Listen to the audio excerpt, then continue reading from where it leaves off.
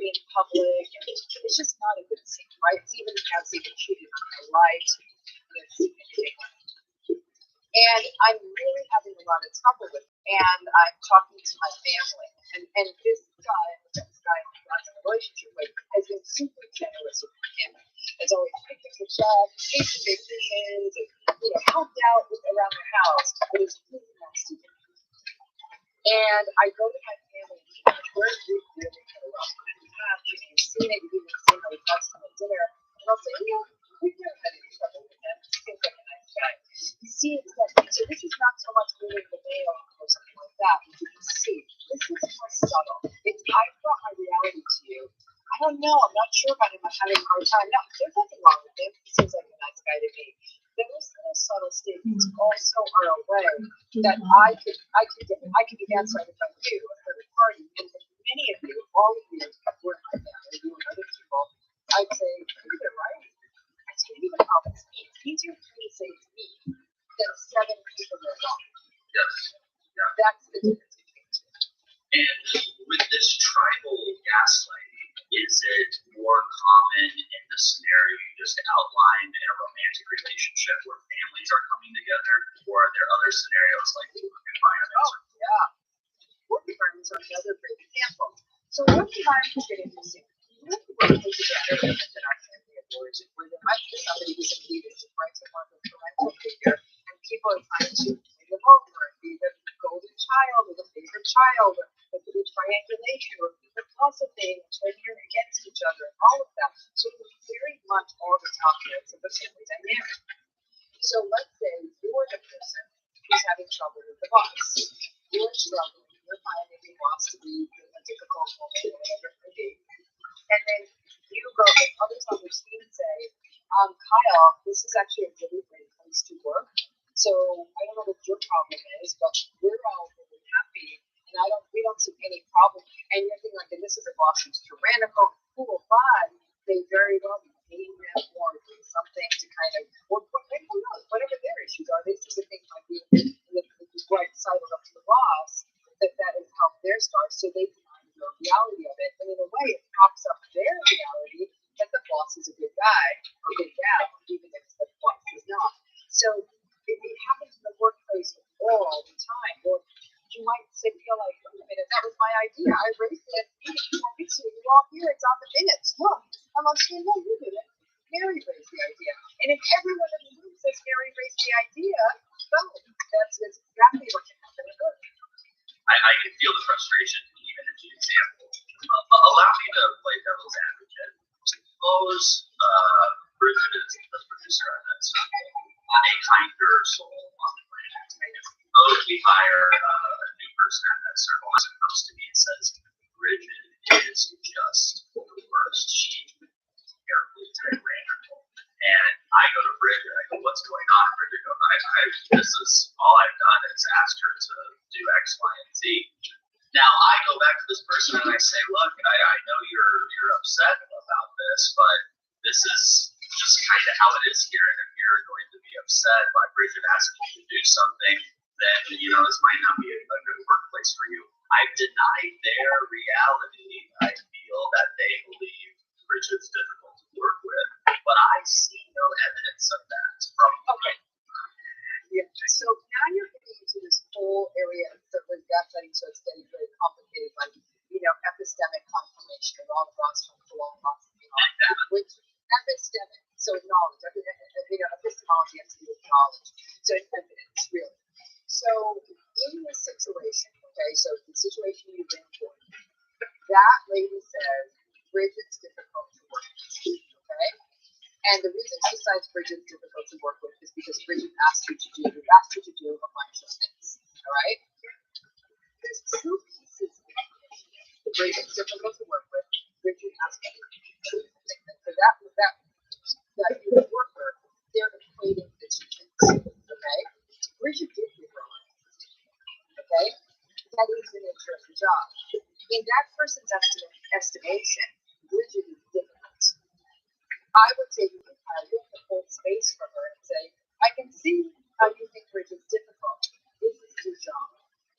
Okay? And so this is that idea of dissonance as well. So when the family says, your husband, the example I gave you, your husband's not difficult. I've had nothing but good experiences with him. They denied my experience because I experienced my husband as difficult. And yes, they've also had nothing but good experiences with him. They negated my experience by elevating their experience over it. Make sense? Absolutely, I understand that completely. We find we are being gaslit. Let's start with the tribal person. Yeah. Undo. So in the example you just gave, was a very interesting example of the best way to diffuse the gaslighter, which is to keep doing everything in their life. Let me give you an example, and I'm sorry for spoiling the movie, but the movie came out in 1944, so y'all, if you haven't seen it yet, plenty of time. Okay. So, the movie Gaslight, and this is my homework for everyone watching this particular class here. You've got to go, and now you have to go watch the movie Gaslight. You can get it on any streaming services. Sometimes you can rent it. It's like $3. It's worth every cent. Okay, watch the movie. Not that it's worth. But the thing that in the movie Gaslight, the woman's reality is gradually eroded by her husband and other people in the household that are not.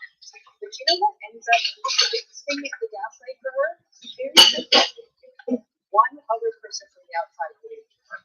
That's all it took is one person. One person to say, no, that's real. So in the case I gave with you, we would say, look, I'm the husband. The greatest gaslighting talent would have been if it's tribal gaslighting. That person says, I have nothing to I've had no problem with that, For me to say, listen, that's your experience. My experience is that I am being mistreated. I need to be here for me. Now to say that's weird. I don't get that. If I push that person in my family who's saying, now your husband's a great guy, and I'm saying, listen, not to me, I understand you've had a good experience, I'm not going to deny that. I am not. Please see my perspective. And then my family member says, I can't get involved. I like what I have with him. That's a wake-up call to me to decide what place that gaslighter has in my place.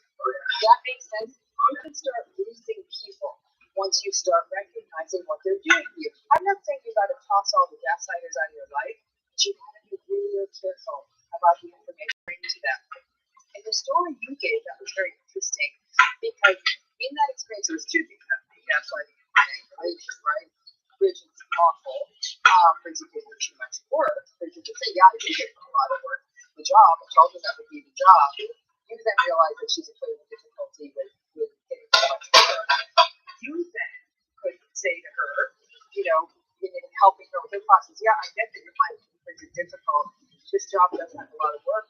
She's asking you to do the work. She's now giving that person all the information. Had you gone back to that woman when you weren't gaslighting her? But for all of us, the key to being more gaslight resistant is that we have to be willing to hold on to our reality. That is what I believe. And what that means is that getting comfortable with stepping back from conversations, reshaping the relationships we've got, stepping away from them. In the sense that if you're telling me that you don't feel that, you can't feel that, you do compromise with me, and I'm not saying it out loud because there's no point in engaging in that, to be honest. But there's a part of it that says, okay, this person is not in a place in your life for whatever reason to be able to hold my reality alongside theirs. This isn't to help the space for me. So you can see, Kyle, that this isn't a quick fix. This is a massive shift in how people view relationships. I absolutely think that two people can have a different experience of something. For example, you might think that my emotional reaction to something might be in excess to what it should be to something. And you can say, I hear you. I can hear that this is really, really hard for you. I think that there's different ways we can approach this, but I see that this is upsetting to you rather than your reaction. Recognize that I can see your reaction and I can see how that you react. Are there other ways to think about this? Because when you do that, I no longer feel like I'm a crazy person. I instead feel like, okay, I'm having a reaction. It's okay when you have a reaction. The minute you tell me it's okay, I went down, but I'm now turning on you, like looking at you. down the gaslighter. If you tell me you're overreacting, I have to get okay with this feels like a lot to me and say, this is my reaction. Please don't judge me. How many people are there? Not a lot. I feel if I went to my friends and they initially denied my reality and gaslit me, that if I said, guys, I understand that's your experience. I'm telling you the truth. It was my experience that this is happening. My partner yells and screams and treats me off. Do you not believe me? I understand your experience is that, but not believing. I think they would all say, no, you're right. We do believe you. It's hard for us to believe, but we believe you. How can we help? Yeah, people who have a tendency to gaslight, can they be talked through that and come out the other side and happy and sympathetic? Depends. Well, there's a significant, there's a fair number of people out there who gaslight who don't. We've all done it. We've all done it. This is not like, I'm certainly one of you say, oh, no, I'm saying, well, I probably do it on the daily. I think that the folks out there that are doing it because it's what we do, lazy, sloppy, because we're uncomfortable with other people's emotions, that's a good place with friends that can be told with different perspectives, right? If we have more of these difficult personality styles, you're never gonna, they're gonna get them stuck in. So they're always gonna be stubborn and say, no, you're wrong. He's great. He's great to me. And might even be doing it to be convincing and to get it. So, and again, with the gaslight, that was a great example. It was that, and I actually would love to share with you, and it's something that a long essay I wrote from a magazine on gaslighting. I'll send that to both of you and it's something to share because it's a deep analysis of what gaslighting is really. Because gaslighting is not a one-off, right? It's not a one-time experience. It's a multi-time experience. So it's like we might do this sloppily with somebody. Somebody will tell us a story, having a conversation. Oh, Kyle, I think you're overreacting. I don't think he was really meaning to say you were this or that. Even that was wrong. But the kind of part that you want to take aside and say, oh, that hurt me. Oh my God, I'm so sorry. We can work out. It's the comfort of gaslighting on the daily, not just things being moved around, but their emotions being devalued. And then what happens is, when we're gaslighted, the majority of people tend to turn it off back on themselves, saying, maybe I am too sensitive, or maybe my memory is going, or maybe I'm not thinking well, or maybe I really am a bad cook. Do you see what you've done? You turn the gaslighted person and diminish them. And what that does is it takes a relationship that was once somewhat equal, and it pushes the other person down. That's definitely the narcissist ground game, right? Let me get you down here, I'm going to stay up here. And that's exactly what they want. But if you start with a condition, I gaslighted someone, you show me. Yes. I hope you have been finding value in today's mini session with our med-surg doctors. We're going to have more from Dr. Romney today, and we're also going to be having a live virtual panel that you can join and ask your questions to our doctors and participate with other members. It'll be a very educational, inspiring time. Use the links below to sign up for tonight's live panel. Dr. Romney, I want to touch real quick on therapists gaslighting. What does this look like, and how can patients be aware of it? So this is a very interesting topic because in the vast majority of cases, it's not what the therapist set out to do. Now, you know, in my typical family knows that what I do is that I work with very, very specific in the area called narcissistic abuse. People who are going through sort of the mental mess of being in a relationship, not something gaslighting them, but manipulating them in other ways and validating that. It was a real temptation to say, I don't know, did you hear their point of view, or wow, is it really that bad, or and in doing that, the survivor of a person, anyone who survived a narcissistic relationship, they've already done it now for themselves before they've got to the therapist's office. But this is big difference because when we look at the core of what treatment of trauma is, one of the core pillars of trauma-informed treatment therapy is validation. To validate the survivor's experience, because one of the most confusing elements of trauma is the confusion of what's just happened. It's the shame, it's the second guessing, it's the self-doubt, it's even the self-blame. It's all very much a part of a post-traumatic picture. It's part of a narcissistically reproduced picture. It's a narrative job, above all else, is to validate. And so, one of the dangers is, like I said, all of people who gaslight, we don't mean to, but we do here and there. They're necessarily a human being.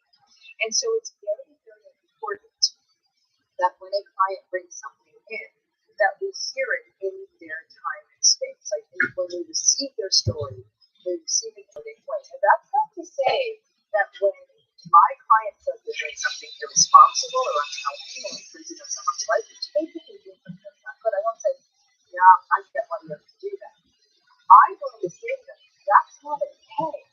That's not okay. If you can get that experience, you then listen. I think that would be my biggest fight. So let's break that down. So that to when they're looking for gaslight doesn't mean you're enabling the client to not affect. It means that when they say that, you can take the feeling or point of it to say, I am hearing that you're incredibly upset that your partner showed up 3 minutes late for your lunch together. Okay? Now you and I might think this is about me, I'm slow, but they say, and I said, I was that you were very upset. Talk to me about why being 3 minutes late was so significant to you. Instead of saying, well, you told me about 3 minutes, you showed up on time. I mean, I could have gone off on my whole little bit. But no, I have to hold space for that 3 minutes for that person was meaningful. Instead of that, aren't you making too big a deal out of it? That's what I mean by gaslighting, kind of thing. That's a great reminder for all of us. Like you mentioned, we have all done it, and the power of validating somebody is so powerful. And it's a matter of today, but really a paradigm shift when they feel validated something for the first time. Really great session, Dr. Marley. Thank you for shedding light on gaslighting. We'll have more from Dr. Romney tonight, and also if you can't join us tonight, but just want to watch the replay, still sign up. We'll send you the replay. Make sure you get it. I'm Kyle Middleton. Remember, whatever you're going through,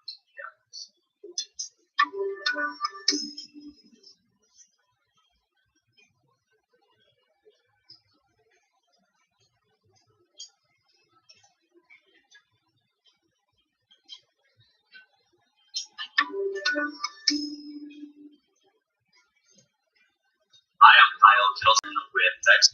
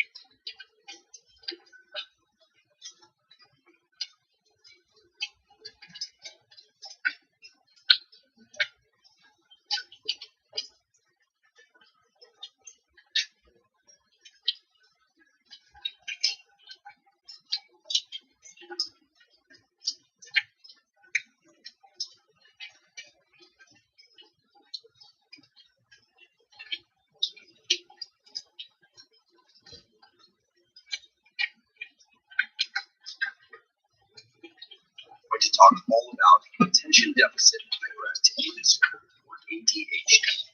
We are also going to talk about normal levels of focus.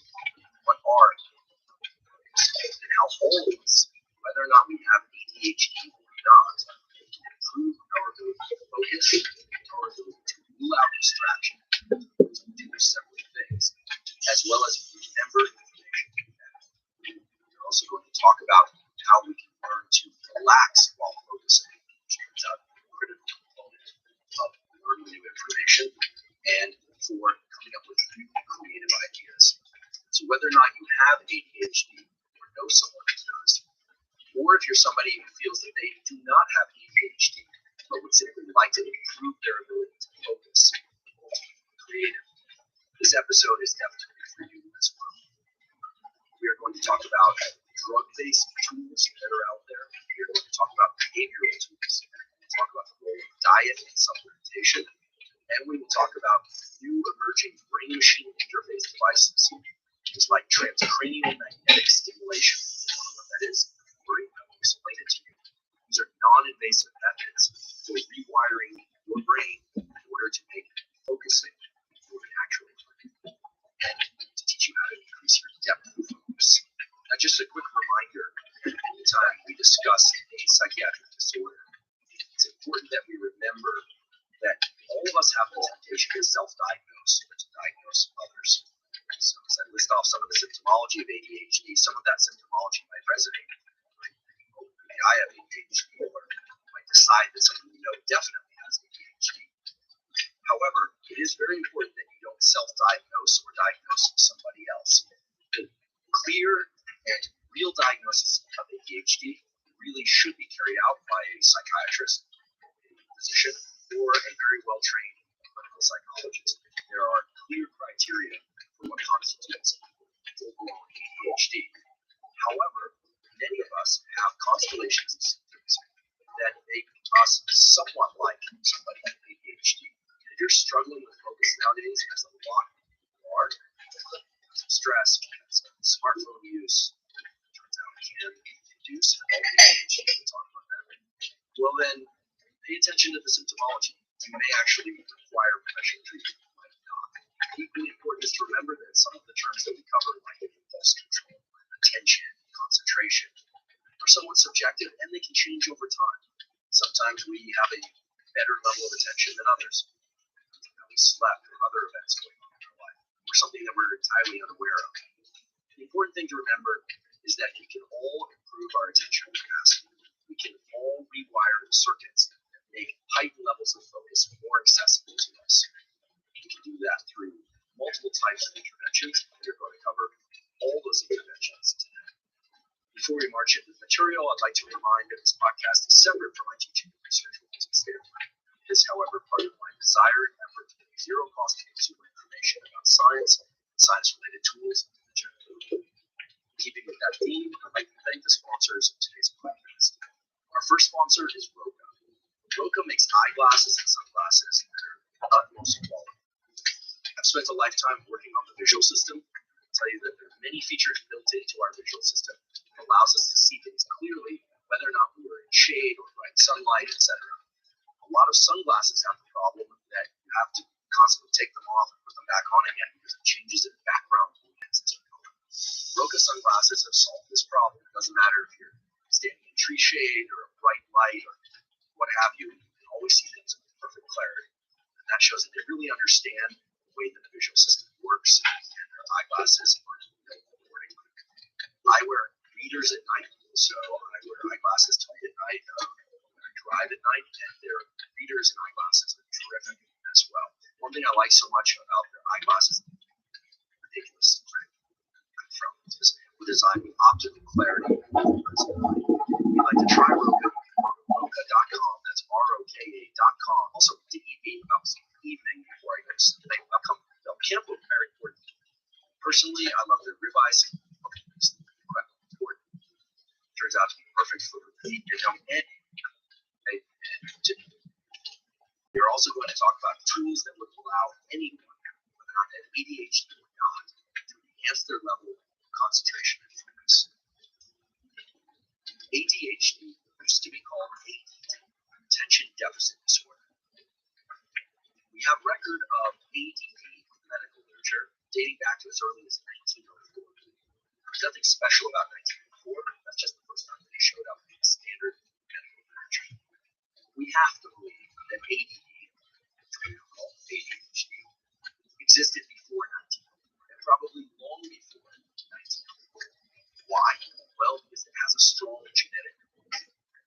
if you have a close relative that has ADHD, there's a much higher probability that you will have ADHD. And that probability goes up depending on how closely related that person has ADHD. So for instance, if you're an identical twin and your twin has ADHD, there's a very high concordance, as we say, a very high probability that you will have ADHD, up to 75% chance. Fraternal twin with ADHD, that number goes down a bit, 60% range, and so on. If you have a parent with ADHD, that number is ranges anywhere from 10 to 25% likelihood that you will have ADHD, and so on and so on. Okay, so there's a genetic component. That genetic component, it turns out, relates directly to how specific those circuits in the brain fire up, the chemicals they use, the way they use those chemicals. We're going to discuss in depth today. Now, if you have a close relative with ADHD, that does not mean that you are fated to have ADHD. And if you happen to have ADHD, there are ways to overcome those symptoms of lack of attention, impulsivity, and so on. Another important point about ADHD is that it has nothing to do with intelligence. Whether or not we're talking about intelligence measured by a standard IQ test, issue it's lots of forms of intelligence that a standard IQ test just pick up. Emotional intelligence, musical intelligence, spatial intelligence, all sorts of intelligence. None of them are related to ADHD. Being very high functioning doesn't make you more likely to have ADHD, and being ADHD doesn't necessarily mean you have a low IQ. So there are people with ADHD with low IQs, people with ADHD with high IQs, people with ADHD with high emotional IQ, low IQ, emotional scale. It's all over the place. The important point is that your ability to attend and focus does not relate to how smart you are or your IQ of any type, not just a standard. The renaming of the ADD to ADHD took place in the mid to late 1980s when the psychiatric community and the psychological community started taking better notice of the fact that so-called hyperactive kids also had attention issues. So this might seem obvious, but there's been extensive and ongoing revision of criteria for designating psychiatric disorder. This is still an ongoing process. So in the mid-80s, we started hearing about ADHD, and gradually that trend really dropped away. However, just the renaming of ADD to ADHD has led to much better diagnosis and detection of ADHD. So right now, the current estimates are that about 1 in 10 children, probably more, have ADHD. Current estimates are anywhere from 10% to as high as 12%. And unfortunately, about half of those will resolve with proper treatment, but the other half do. The other thing that we are seeing a lot nowadays is increased levels of ADHD in adults. And there's some question as to whether or not those adults had ADHD that went undetected during their childhood, or whether or not ADHD is now cropping up in adulthood due to the way that we are interacting with the world. In particular, smartphone use, the combination of email, text, and real-world interactions, multiple apps and streams of media and social media all coming at once, trying to manage life, all of the things that are going on are creating kind of cloud of pools for our attention. And so there is this question whether or not we are creating ADHD in adults that never had ADHD prior to adulthood. So let's talk about attention. First, let's just define what we mean by attention. Out there in the scientific literature and discussions about ADHD, we will hear things like attention, and focus, and concentration, and impulse control. For sake of today's discussion, attention, focus, and concentration are essentially the same thing. We could split hairs, and scientific literature does split hairs about these things. But if we want to understand the biology and we want to have a straightforward conversation about ADHD, if I say attention or focus, these are the same thing, unless I specify them. Okay? So, people with ADHD have trouble holding their attention. What is attention? Well, attention is perception. It's how we are perceiving the sensory world. So just little bit of neurobiology 101, we are sensing things all the time. There's information coming into our nervous system all the time. For instance, right now, you are hearing sound waves, you are seeing things, you are sensing things against your skin, but you are only paying attention to some of those. And the ones that you're paying attention to are your perceptions. If you hear my voice, or even my voice, you are not paying attention to other senses. You might be outside in a breeze, since I said that, you might not be receiving that breeze, but your body will sense it. So attention and focus are more or less the same thing. But impulse control is something separate. Because impulse control requires pushing out, putting the blinders on sensory events. That means lack of perception. Impulse control is about limiting our perception. People with ADHD have poor attention and they have high levels of impulsivity. They are easily distracted. But the way that shows up is very surprising. You might think that people with ADHD just simply can't attend to anything and really can't focus. That's simply not the case. People with ADHD, yes, they are distracted. Yes, they are impulsive. Yes, they are easily annoyed by things happening. They sometimes have a high level of emotionality as well. Not always with all. However, people with ADHD have a hyper focus, incredible ability to focus on things that they really enjoy or are intrigued by. This is very important because typically, think of somebody with ADHD as being really wild and hyperactive or having no ability whatsoever to sit still and attend. And while that contour of behavior and cognition exists, many people, if not all people with ADHD, if you give them something they really love, a child loves video games, a child loves to draw, or an adult loves a particular type of movie or a person very much, they will obtain laser focus.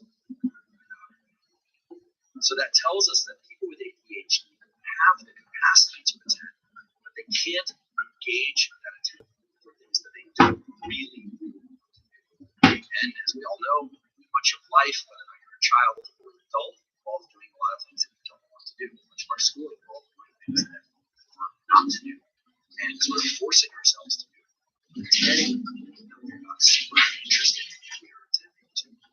There are a couple of other things that people with ADHD display quite often. One is challenges with time perception. Time perception is a fascinating aspect of how our brain works. Later, we're going to talk about time perception and how you can actually get better at time perception. It's very likely that you're doing things that get in the way of optimal time perception. I'm going to tell you how to adjust your brain to measure time. People with ADHD often run late. They often procrastinate. But what's interesting and surprising is that if they are given a deadline, they actually can perceive time very well. And they often can focus very well if the consequences of not completing a task, not attending, are severe enough. It's a little bit like the way that people with ADHD can really focus if they like something. Well, if they're scared enough about the consequences of not attending, oftentimes, not always, but oftentimes they can attend. If they're not really concerned about a deadline or a consequence, well, then they tend to lose track of time and they tend to underestimate how long things will take. Now, many people do that, not just people with ADHD. People with ADHD have challenges understanding how to line up the activities of their day in order to meet particular deadlines, even if it's just a simple thing like finishing one set of tasks before lunch. Oftentimes, they will remember that lunch starts at noon, but somehow they aren't able to fill the intervening time in a way that's productive. And they can obsess about upcoming deadlines, for instance. We will talk about how to remedy this. In addition, their spatial organization skills are often subpar. Not always, but often you will find that somebody with ADHD uses what's called a pile system in order to organize things. They will take many belongings in the kitchen or in the bedroom or in their office, or any space, and they will start piling things up according to a categorization system that makes sense to them and only them. doesn't mean you have a neurological disorder. Many people use the file system. That doesn't mean that you have ADHD. In fact, if you're unpacking a house recently or received a lot of presents recently, the file system makes more sense to organize your space. But people with ADHD tend to organize things that work in the file system all the time, and that file system doesn't work for them. Okay, so that's the key distinction, that they use a filing system as the files. They're piling things up in a way that makes sense to them, but then it doesn't work for them in terms of what tasks they actually need to do. If you find things, or if anyone moves one thing, then it's very disruptive to their overall plan, because their overall plan is so that's a common phenotype as we know. A phenotype, by the way, is just an expression of a particular set of underlying genetic or psychological components. So as you see the phenotype, so a phenotype with brown hair and green eyes, green, a phenotype could also mean that somebody's the other thing that people with ADHD have real trouble with is so-called working memory. You might think that people with ADHD have really poor memories, but in fact, that's not the case. People with ADHD often can have a terrific memory from past events. They can remember upcoming events quite well. Their memory is clearly working. However, one aspect of memory in particular that we call working memory is often destroyed. Working memory is the ability to keep specific information online, to recycle it in your brain over and over again so that you can use it immediate or short term. A good example of this would be you meet somebody, you tell you their name, you give their phone number verbally, and you have to walk back to your phone and enter it into your phone. People without ADHD might have to put some effort into it. It might be a bit of a struggle, but typically they would be able to recite that phone number in their mind over and over. But people with ADHD tend to lose the ability or lack the ability to remember things that they just need to keep online for anywhere from 10 seconds to a minute or two. Okay, so a string of numbers like 643781, for most people would be really easy. 643781, 643781, you could probably remember that a minute from now without writing it down. But if you add one more number to that 643781, it gets tougher. Okay, so there's a reason why phone numbers typically have 7 digits in them versus an area code, but remembering information that strings out longer than 7 numbers or a sentence or two, that's challenging for most people. People with ADHD have severe challenges with much smaller batches of information over much smaller batches of time.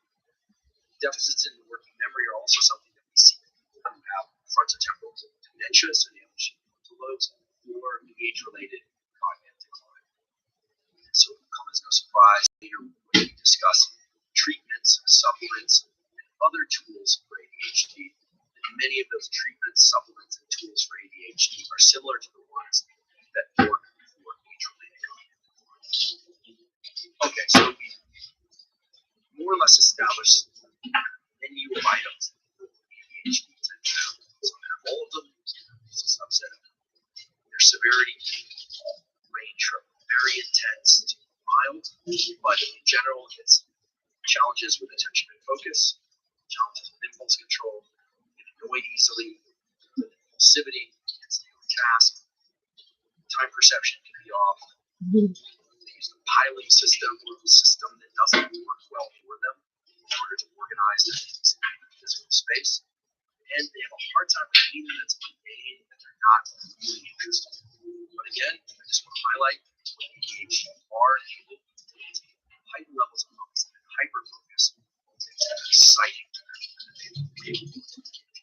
So now you have the contour of what ADHD is. If you're somebody who doesn't have ADHD, you should also be asking yourself which aspects of ADHD are similar to things I've experienced. Because what we know about the healthy brain is that there's also a range of abilities to focus. Some people focus very well on any task. You give them a task, they can just laser in on that task. Other people, they have to fight an internal battle. They have to convince themselves that it's important or interesting. They have to incentivize themselves internally. Other people, it doesn't matter. They can bore to tears with the information, but they can do it just because they are quote unquote very disciplined people. I tend to admire those people, but as you'll see a little bit later, it's not clear that that's the best way to run your attentional system. Might be something to this business of having high levels of attention for the things that you are most interested or excited by. So let's drill into this issue of why people with ADHD actually can focus very intensely on things that they enjoy and are curious about. Now, enjoyment and curiosity are psychological terms. They're not even really psychological terms. They're just the way that we describe our human experience of liking things, wanting to know more about them. But from a neurobiological perspective, they have a very clear identity and signature, and that's dopamine. Dopamine is released from neurons. It's what we call a neuromodulator, and as a neuromodulator, it changes the activity of the circuits in the brain such that certain circuits are more active than others. And in particular, dopamine creates a heightened state of focus. It tends to contract our visual world, and it tends to make us pay attention to things that are outside and beyond the confines of our skin. It's what we call exteroception. Dopamine also tends to put us in a state of motivation and wanting things outside the confines of our skin. So whether or not we're pursuing something physical in our world, or whether or not we're pursuing information in our outside world, dopamine is largely responsible for our ability and our drive to do that. Dopamine as a neuromodulator is also involved in changing the way that we perceive the world. So as I mentioned earlier, you have all these senses coming in, and you can only perceive some of them because you're only paying attention to some of them. Dopamine, when it's released in our brain, tends to turn on areas of our brain that narrow our visual focus and our auditory focus. So it creates a cone of auditory attention that's very narrow. It creates a tunnel of visual attention that's very narrow. Whereas when we have less dopamine, we tend to view the entire world. We tend to see the whole scene that we are in. We tend to hear everything all at once. So as I describe this, hopefully you're already starting to see and understand how having dopamine release can allow a person, whether or not they have ADHD or not, to direct their attention to particular things in their environment. Right? So now what we're doing is we're moving away from attention as this kind of vague and ambiguous term, and we're giving it a neurochemical identity. Dopamine. You're giving it a neural circuit identity. And just to put a little bit of flavor and detail on which neural circuits are, I want to discuss two general types of neural circuits that dopamine is used to enhance. So let's talk neural circuits. And for those of you that love hearing neuroscience nomenclature, you're going to leave this part up. And for those of you that don't like a lot of names of brain areas, I invite you to tune out or just try and grab the top contour of this. I will describe it in pretty general terms, but I will give some detail because I know there are some of you out there who really want to dig deeper into what the exact structures and connectivities are. Okay? So there are two main types of circuits that you think about with respect to ADHD attention. The first one is called the default mode network. The default mode network is the network of brain areas in your brain and my brain and everybody's brain that is active when we're not doing anything. We're just sitting and idle at rest. It's very hard to not think about anything. But when you're not engaged in any type of specific task, you're not driving, you're not playing a video game, you're not trying to study, you're not trying to listen, you're just sitting there letting your brain go wherever it wants to go. Your default mode network underlies that state of mind. The other set of circuits that we're going to think about and talk about with respect to ADHD are the task networks. The networks of the brain that make it goal-oriented, or that are at least trying to make it goal-oriented. And those are a completely different set of brain areas. However, the default mode network and these task networks are communicating with each other, and they're doing that in very interesting ways. So first I want to describe how these two sets of brain areas, the default mode network and the task networks, normally interact. Okay? So a little bit of naming here. Again, feel free to ignore it if you don't want this level of detail. But the default mode network includes an area called the dorsolateral prefrontal cortex. The frontal cortex, no surprises, in the front. You have a dorsal top and side, lateral part, dorsolateral cortex. You got one on each side of the brain. And And then you have a brain area called the posterior cingulate cortex. Then you have an area called the lateral parietal. Again, you don't need to remember these names. These are three brain areas that normally are synchronized in their activities. So if one of these areas is active in a typical person, the other areas will be active as well. It's a little bit like a symphony or a band, like a three-piece band. It's like drums, guitar, bass, they're playing together. Okay? That's how it is in a typical person. And a person with ADHD, or even a person who has subclinical ADHD, or any human being who hasn't slept well, what you find is the default mode network is not synchronized. These brain areas are just not playing well together. Now, the task networks include a different set of structures. It still involves the prefrontal cortex, but it's a different one. Okay? It tends to be the medial prefrontal cortex. And there's some other brain areas that the medial prefrontal cortex is communicating to all the time, mainly to suppress emphasis. It's shutting down the desire to stand up or to scratch the side of your cheek or your nose if you're trying not to do that. Anytime you're restricting your behavior, these task-directed networks are very active. Okay? Now, normally, in a person without ADHD, the task networks and the default mode networks are going in kind of seesaw fashion. They are actually what we call anti-correlated. It's just that they are not correlated. They are actually opposing one another. They're anti-correlated. In a person with ADHD, default mode networks and the task networks are actually more coordinated. And that might come as surprising. I think that we all have this tendency to kind of jump to conclusion and assume that somebody who doesn't have an easy time paying attention or has ADHD, that their brain must be completely incoherent, that it's not working well because everything's out of whack. But there's something interesting about people with ADHD whereby the task networks and the default mode networks are actually working together in a way that's correlated. And that is what's happening. So this would be like the guitar, bass, and the drums playing together in a way where the bass is keeping the backbeat and the drums are keeping the backbeat.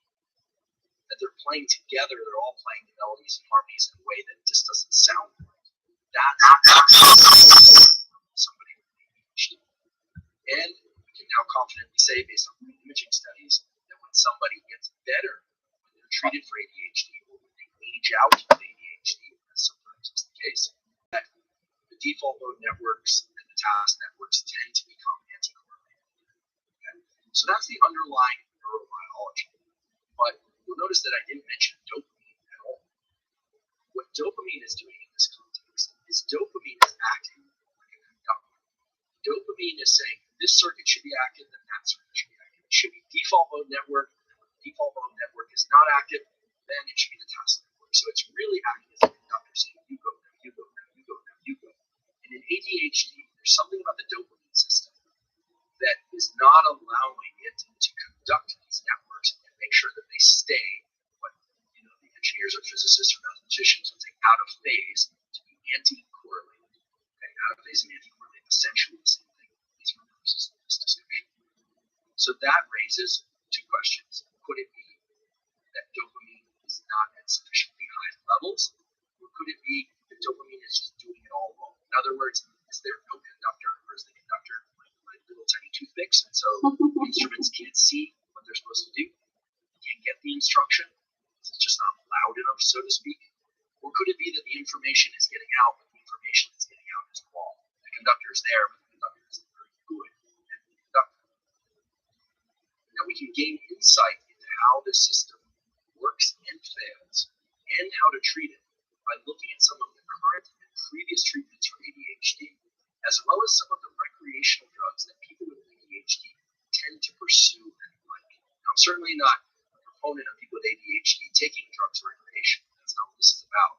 But if you look at their drug-seeking behavior and you couple that drug-seeking behavior to their desire to remedy potential illness, you start getting some really interesting insight into how dopamine is regulating these circuits in normal circumstances and in people with ADHD. So what exactly is going on with the dopamine system in people with ADHD? And what's going on with the dopamine system in people that have terrific levels of attention for any task? Well, the year 2015, an important paper came out, a first author is Spencer. It came out in a journal called Biological Psychiatry, and it formalized the so-called low dopamine hypothesis of ADHD. The idea that dopamine was somehow involved or at appropriate levels in people with ADHD had been around for a long time, but a formal proposition of the low dopamine hypothesis led to some really important experiments in understanding what goes wrong in ADHD. It turns out that if dopamine levels are too low in particular circuits in the brain, that it leads to unnecessary firing of neurons in the brain that are unrelated to the task that one is trying to do, and that is unrelated to the information that one is trying to focus on.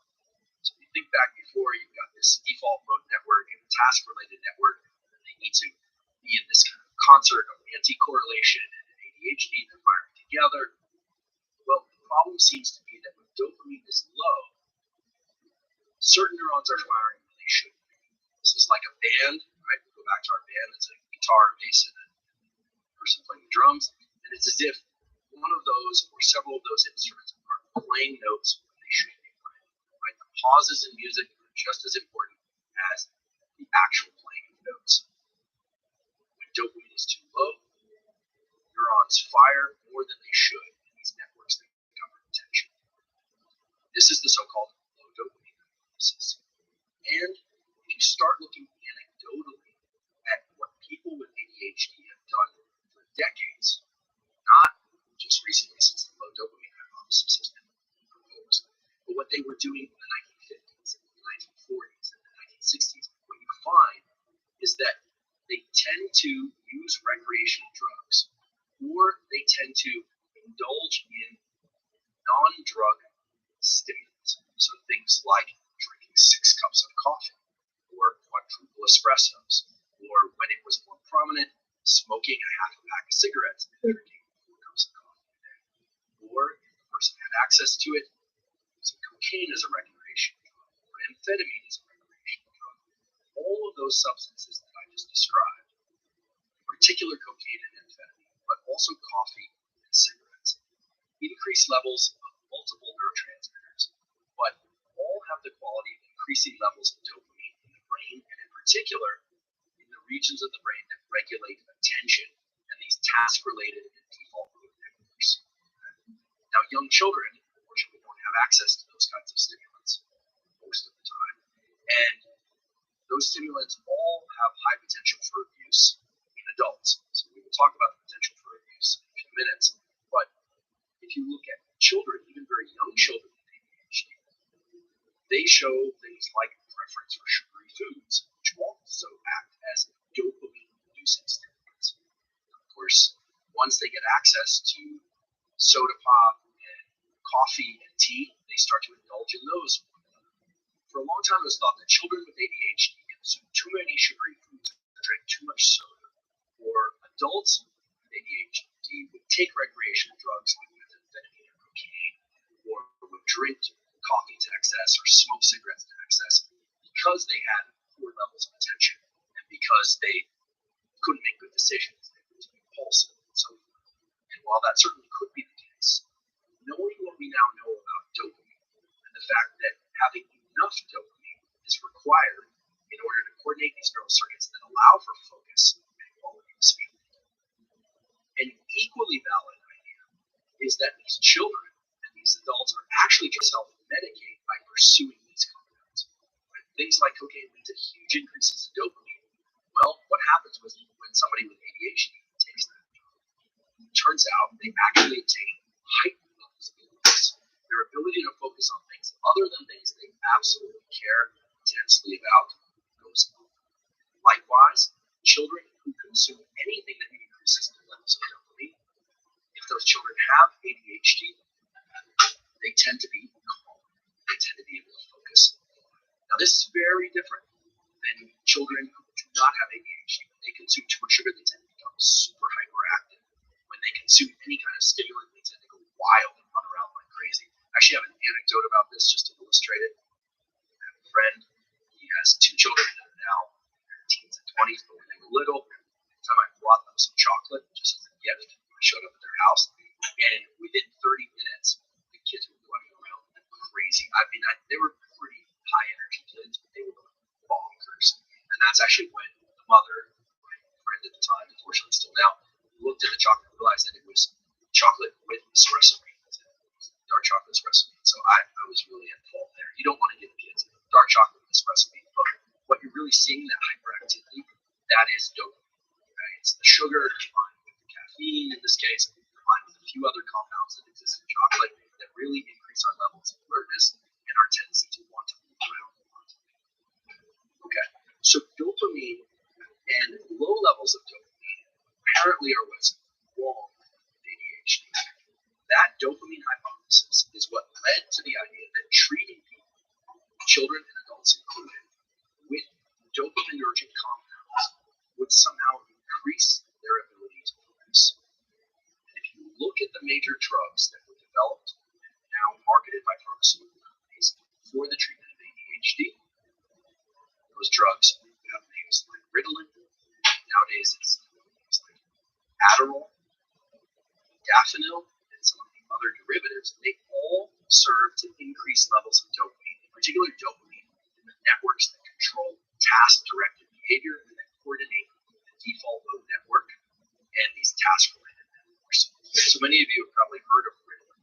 Ritalin is a stimulant that is prescribed for ADHD as well as for narcolepsy. Narcolepsy is a condition in which people tend to fall asleep during the daytime quite a lot. It's excessive daytime sleepiness, not due to lack of sleep at night, but also tend to fall asleep when they get excited.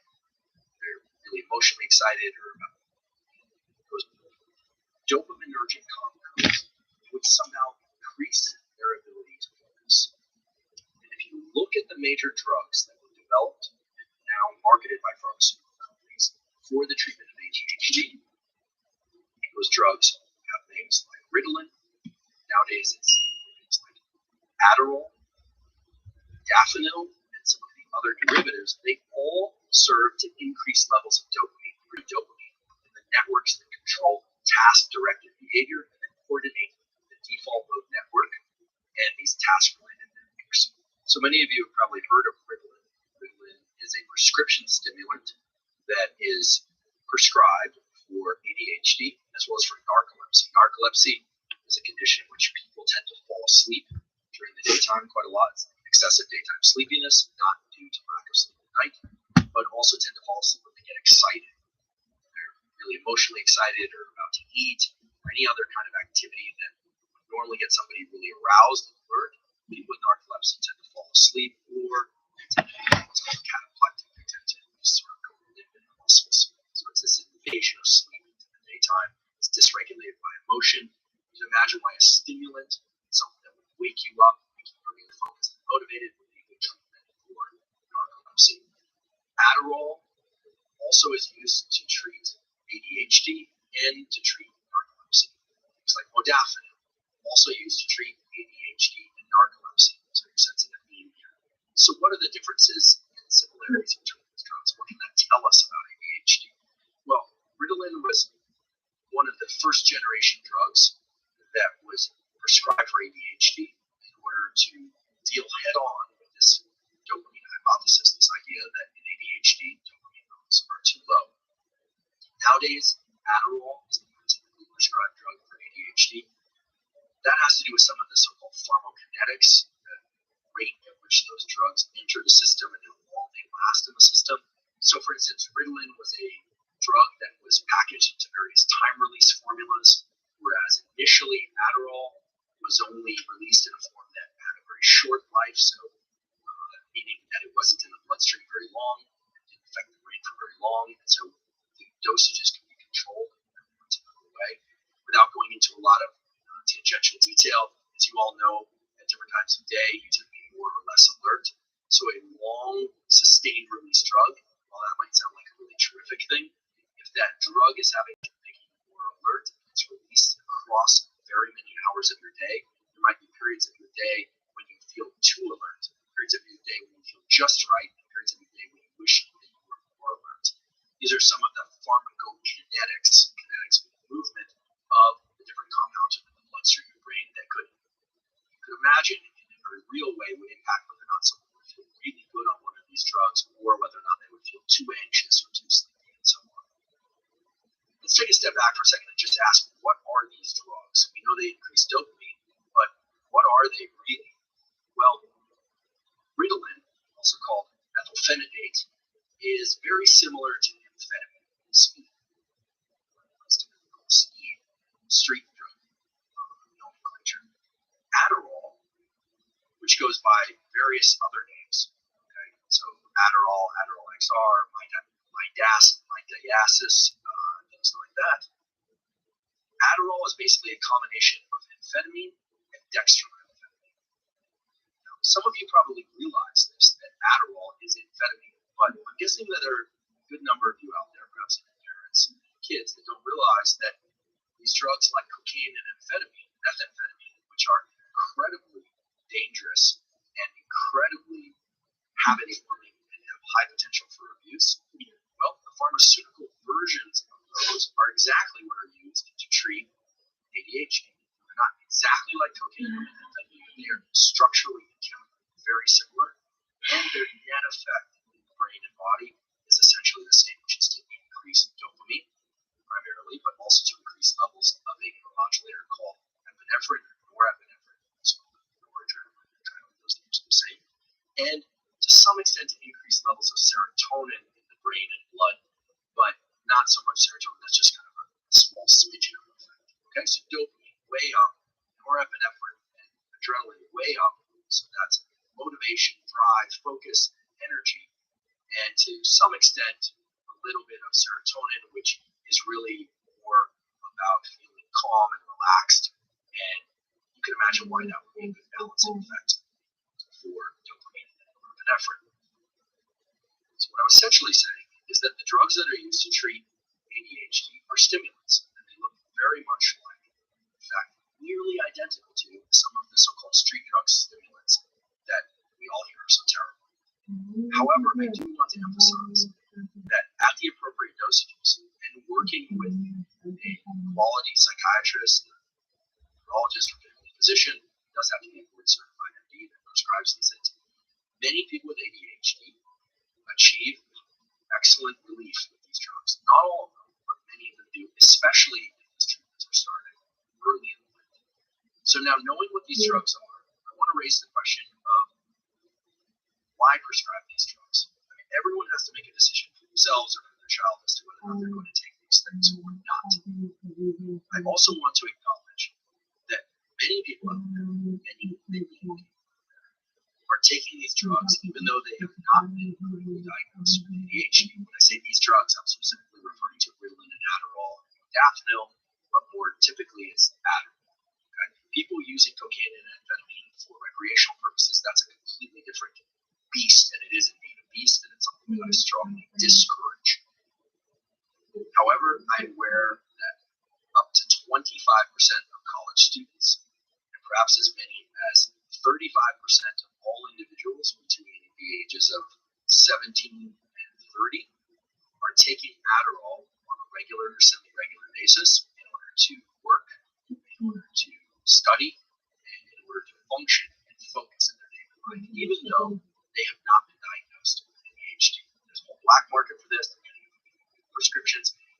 I'm not here to pass judgment. I just want to emphasize how these drugs work, some of the things that they do to enhance cognition and focus that actually serve the brain well in certain individuals, and how they can be very detrimental in other individuals. I sort of blew right past it, but the fact that upwards of 25% of young people are taking things like Adderall despite not having a clinical diagnosis of ADHD, well, that's a ridiculously high number.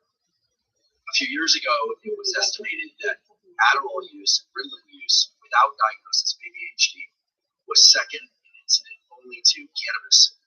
But actually now, the consumption of Adderall without prescription is higher than the consumption of cannabis in that age group. So what that means is that there's a lot of stimulant use in that age group. And there are a lot of adults also using and abusing stimulants in order to gain focus. We could have a whole discussion about whether or not life is becoming more demanding, whether or not the need for focus is excessive, and that's why people are doing that. Frankly, it's an interesting discussion, but it's not one that would deliver us to any answers. Rather, I'd like to focus on the ways that people now and people have always been self-medicating these moments, right? Caffeine, which I acknowledge some access, has long been used as a stimulant to increase dopamine, increase norepinephrine, increase focus and energy. And in addition to that, it works through the so-called cyclic AMP phosphodiesterase pathway. Remember, anytime you hear ASE, that's an enzyme. Phosphodiesterase is involved in the conversion of things like cyclic AMP into energy for cells and so forth. Basically, coffee gives you energy, it makes you feel good, and it increases focus because of the circuits that it engages in the brain. People have been taking caffeine and continue taking caffeine for ages. People also used to smoke cigarettes, nicotine, in order to gain focus. Nowadays, that's less common because of concerns, like valid concerns about lung cancer from smoking. But there's a lot of vaping out there. There are a lot of people now consuming nicotine, which is the active substance in cigarettes and most nicotine vapes that stimulates the brain to be more focused and more alert. So the idea of taking stimulants and consuming things or smoking things in order to increase alertness is not a new idea. It's just that in ADHD, it's surprising that these things will work, right? I mean, if the problem is attention deficit hyperactivity disorder, what we're really talking about here, or children that are prescribed a drug that ought to be a stimulant, it ought to make them hyperactive. And rather than doing that, it actually somehow serves to calm them a bit or at least allow them to focus. Here's the reason. Children have a brain that's very plastic, meaning it can remodel itself and change in response to experience very, very quickly compared to adults. Taking stimulants as a child, if you are a child diagnosed with ADHD, allows that forebrain task-related network to come online, to be active at the appropriate times. And because those children are young, it allows those children to learn what focus is, to sort of follow or enter that tunnel of focus.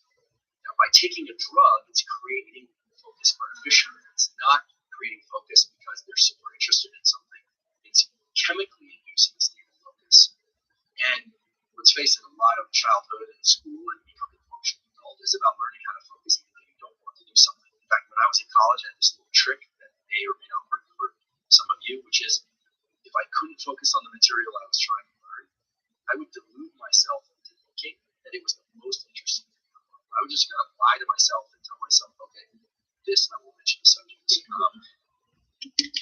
I absolutely love this. I would tell myself that I loved it, and I noticed that just that selective or deliberate engagement of that desire to know circuit, whatever that is in my brain, no doubt it was dopamine, allowed me to focus and remember the information. And somewhat surprisingly, perhaps not surprisingly, I would often fall in love with the information. I find that was my favorite class. It was what I wanted to learn the most.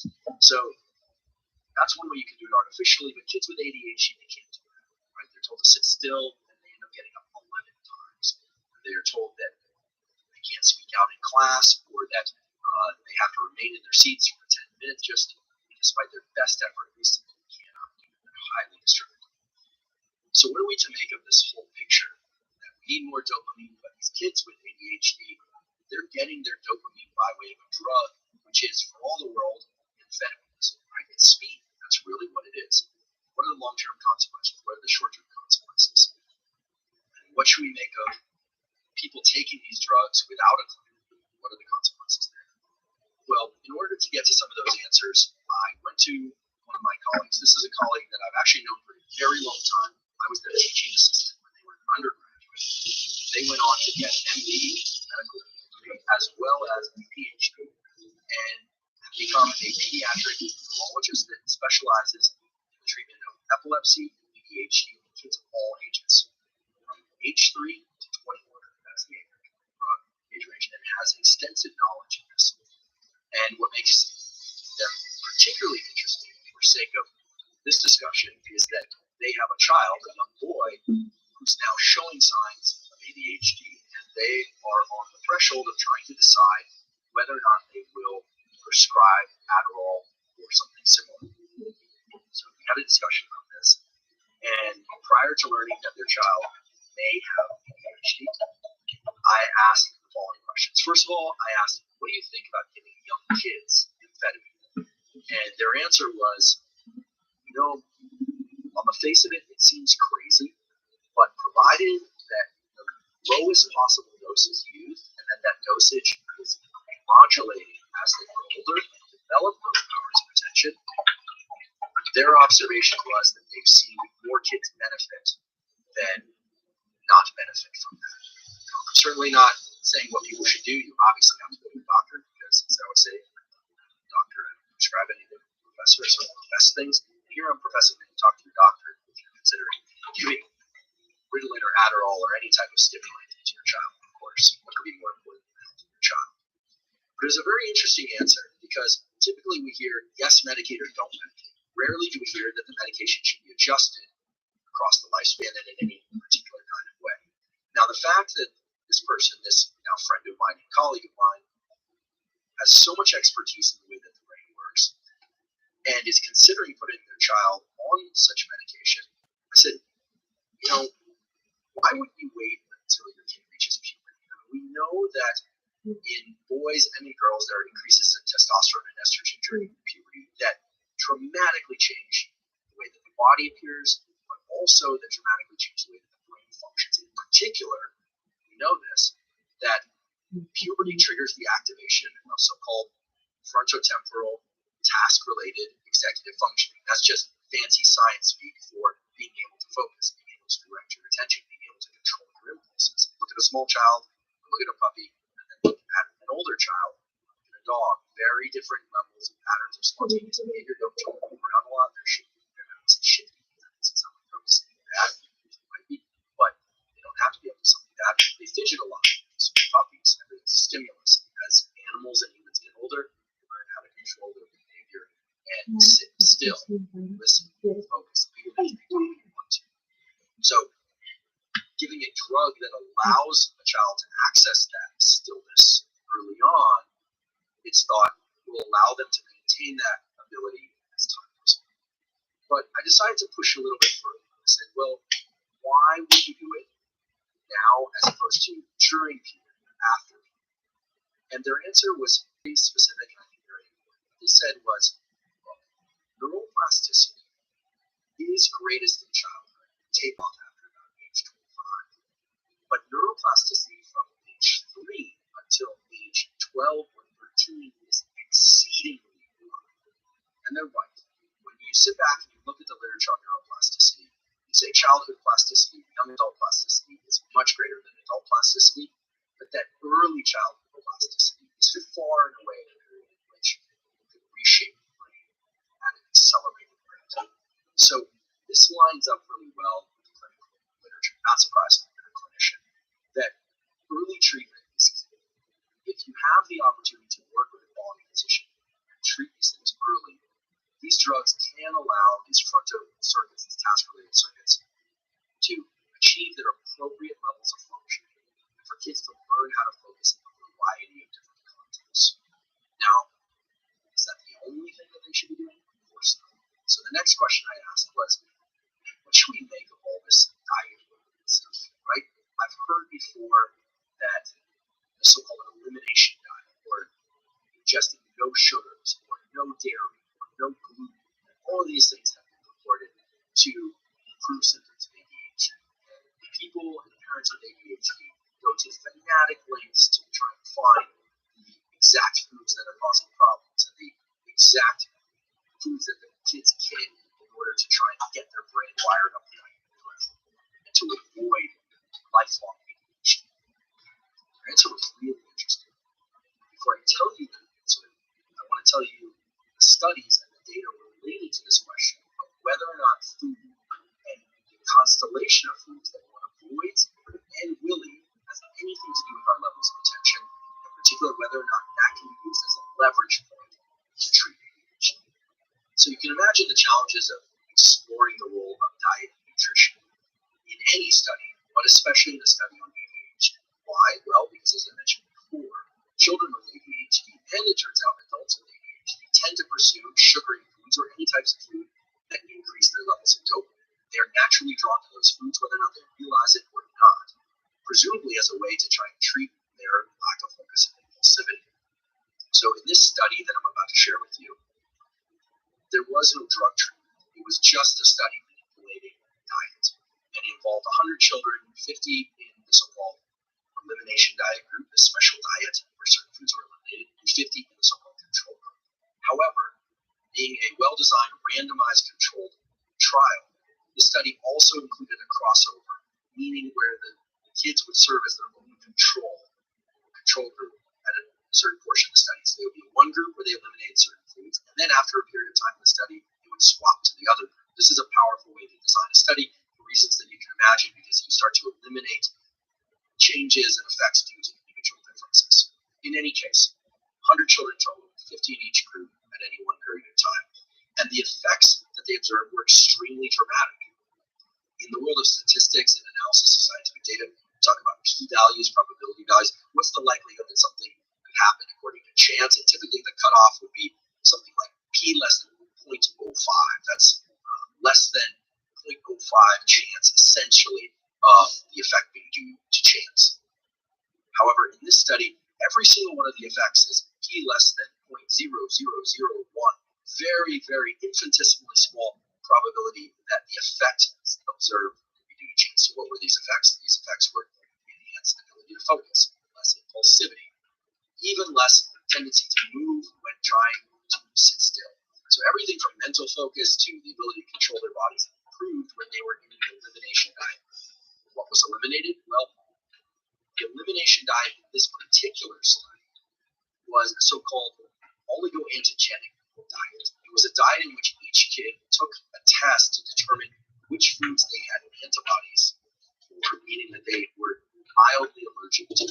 Now, in this study, it was very important that the kids not be extremely allergic to any food, because, as I mentioned before, they actually served as a control at one point in the study where they were eating all sorts of foods, including foods that they had mild allergies to. So basically what the study said was that eliminating foods to which children have allergies can dramatically improve their symptoms of ADHD.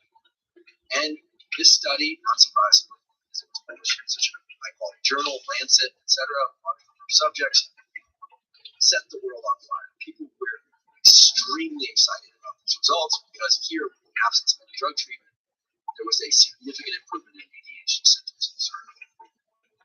Then came the criticisms.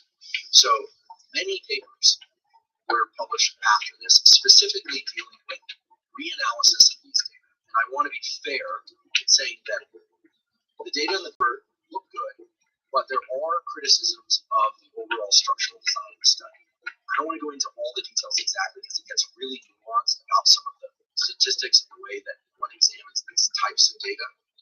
But there was skepticism, and in science, skepticism is healthy, especially when making decisions about whether or not to treat or feed children one food or another if they need one or another. Now I want to return to the story of my friend who is a pediatric neurologist, treats ADHD, and has a child who is on the precipice of perhaps starting to take drugs for ADHD. I asked the simple question, do you see an effective diet? Meaning, when parents control the diet of their children, does it make a positive or negative or no difference in terms of the way that the kids respond to ADHD drugs like Ritalin and Adderall, or whether or not it can help them avoid treatment with those drugs entirely?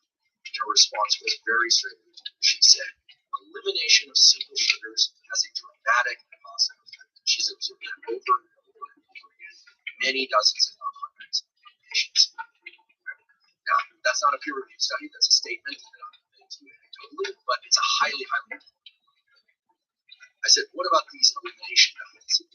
She said, and I found other sources to support this, that these oligoantigenic diets are controversial. There are many people who really believe in identifying all the things that you're allergic to and making sure that you, and especially your kids, avoid those foods.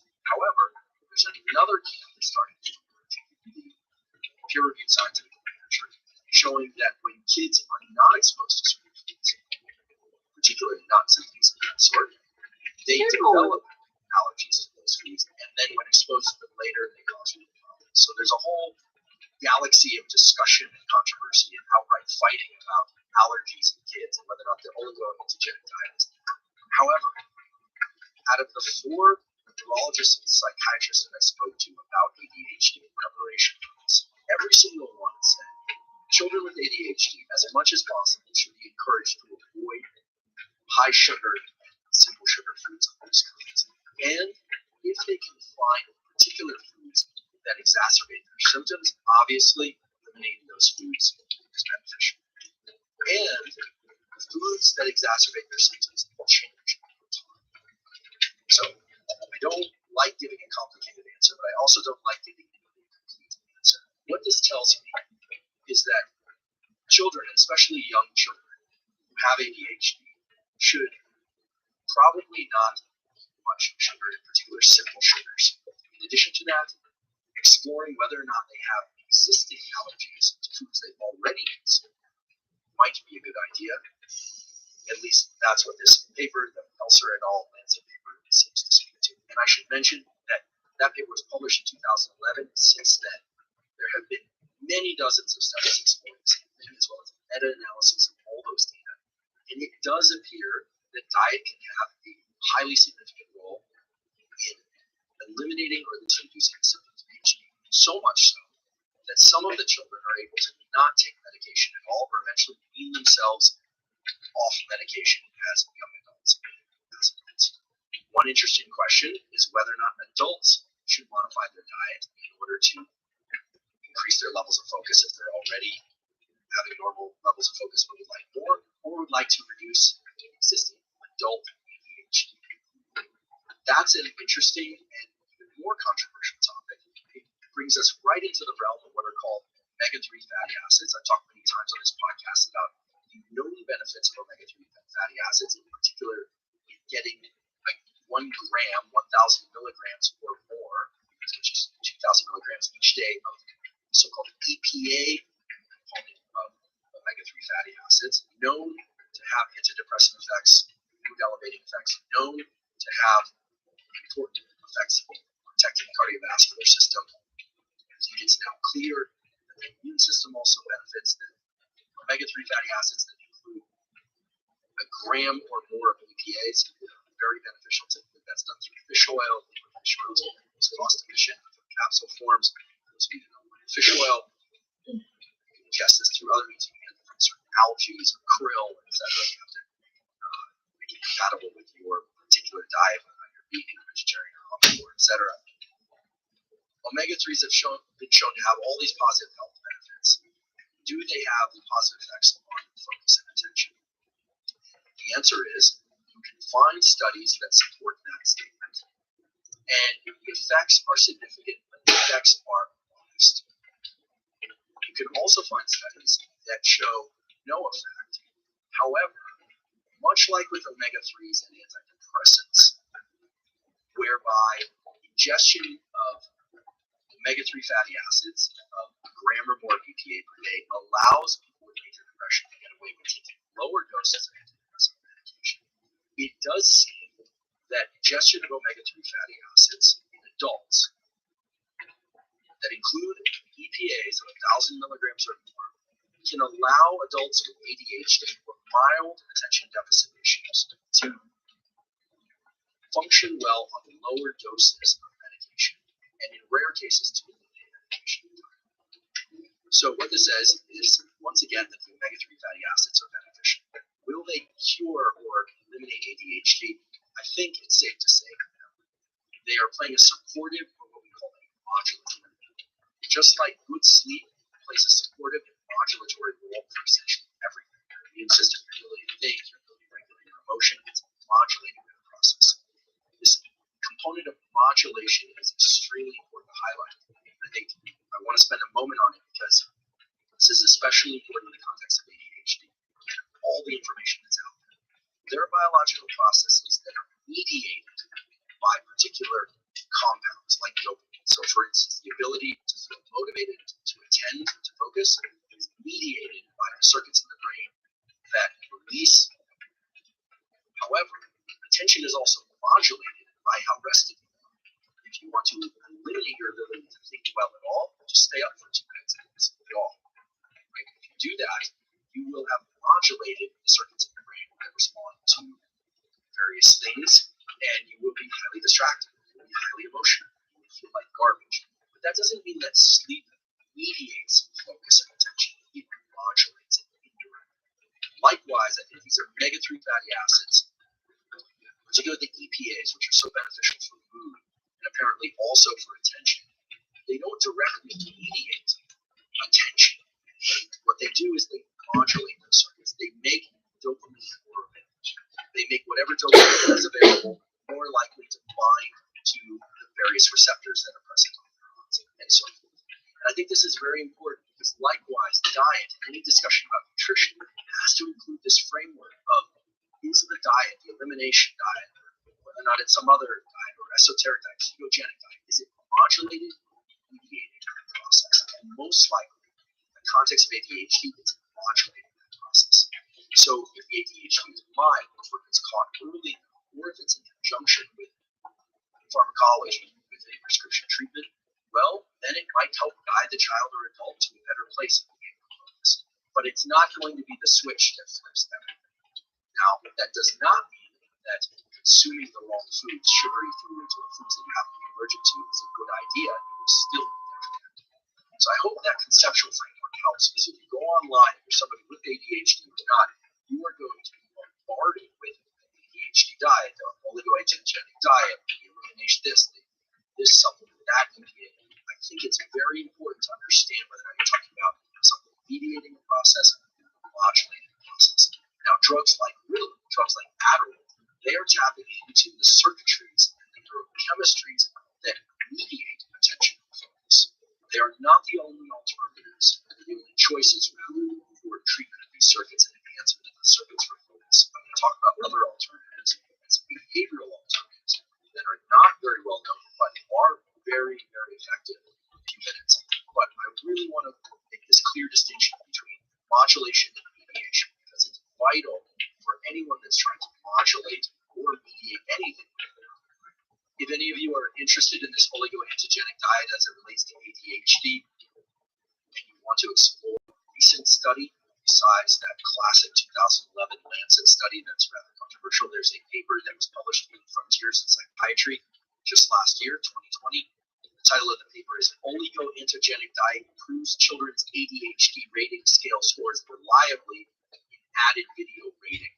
The added video rating is just using an additional measure of focus and attention. Again, that's Frontiers in Psychiatry 2020. I'll put a link to it in the caption. And that's a more recent study for readers. So we've talked about the neural circuits of focus and the chemistry of focus, but we haven't talked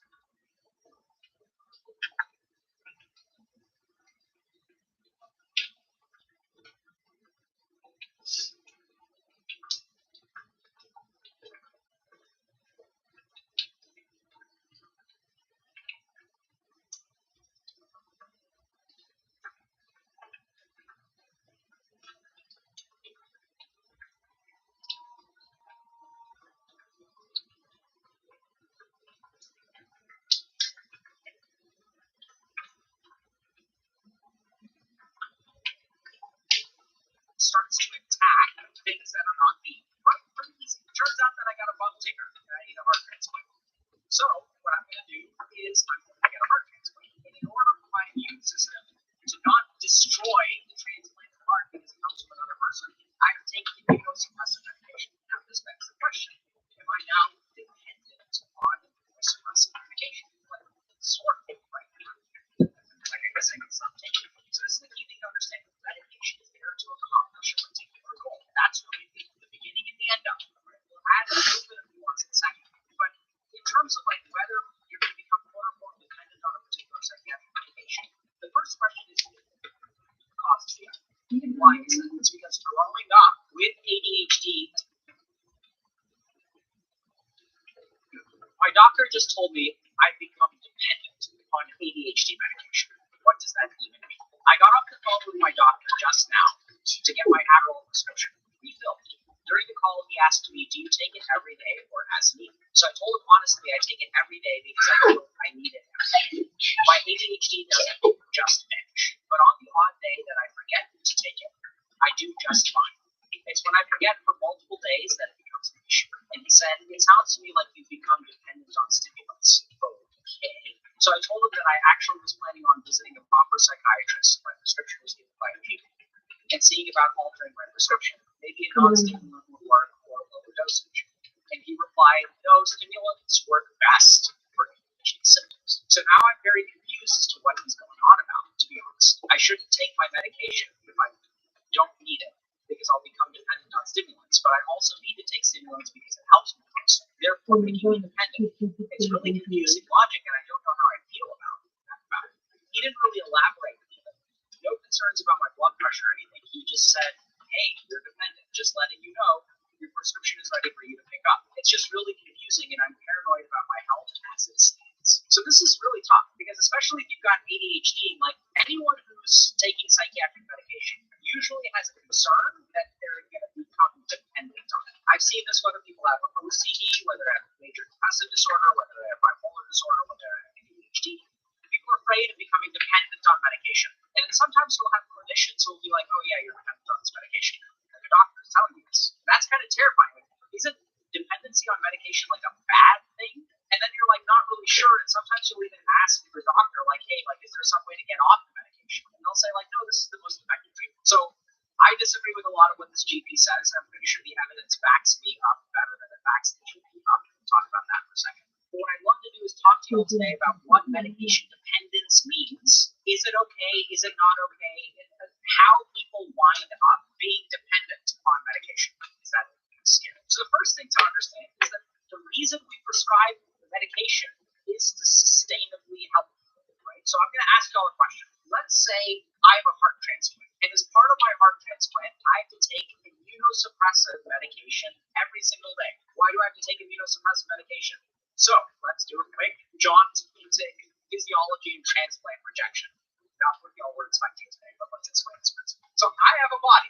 My body has an immune system. My immune system learns what is me and what is not me. And then what the immune system does is starts to attack things that are not me. Right? Pretty easy. Turns out that I got a bum ticker and I need a heart transplant. So what I'm going to do is I'm going to get a heart transplant. And in order for my immune system to not destroy the transplanted heart because it comes from another person, I have to take immunosuppressive medication. Now this begs the question, am I now dependent on immunosuppressive medication? Like, sort of, right? I guess I can stop taking it. So this is the key thing to understand. Medication is there to accomplish a particular goal. That's really the beginning and the end of it, right? We'll add a little bit of nuance in a second. But in terms of like whether you're going to become quote unquote dependent on a particular psychiatric medication, the first question is it doing what it's supposed to do? And do you want it to continue doing what it's supposed to do? So when people take an antidepressant medication or anti-anxiety medication, for example, they're like, do I have to be on this the rest of my life? That's usually like one of the earliest questions they ask. The short answer is you don't have to be, and we'll get to that in a second. But this is where I'd say the purpose of medication, whether it's cholesterol medication, immunosuppressive medication, weight loss medication, or ADHD medication or depression medication, the goal is the same. It's to try to keep you healthy. Now, just like with many of those medications, if you do particular things as a patient, you will no longer need the medication to do that job. So let's say I have type 2 diabetes, which means that due to the number of adipocytes or fat cells that I have in my body, my body has become resistant to insulin. And so since it's resistant to insulin, I can take certain medications that will increase my insulin sensitivity. And what I can also do is adjust my diet, reduce the level of my adipocytes, right? Start to exercise and do other kinds of physiologic things that make it so that I no longer need the medication. So am I going to be dependent on this medication for the rest of my life? Well, that depends on my other behaviors and what else I do. So let's talk a little bit about ADHD medication. So some people with ADHD require medication on a daily basis. Generally speaking, stimulant medication for most people that are prescribed for ADHD, I will actually recommend it on a daily basis. So the goal with people with ADHD is, generally speaking, the ADHD kind of screws up their life, right? If I go to work every day and I need to pay attention every day, I don't want to be like missing some days and be like okay other days. Like if I show up 3 hours late to work once a month because I didn't take my ADHD medication every single day, like I'm going to lose my job. So what I found as a psychiatrist working with people with ADHD is you can't afford to have ADHD 20% of the time. Like you can't treat 80% of it. You're still going to get screwed if you like your 20%, like if your ADHD is like active 20% of the time. There are some cases where, for example, like people don't need it for work. What they'll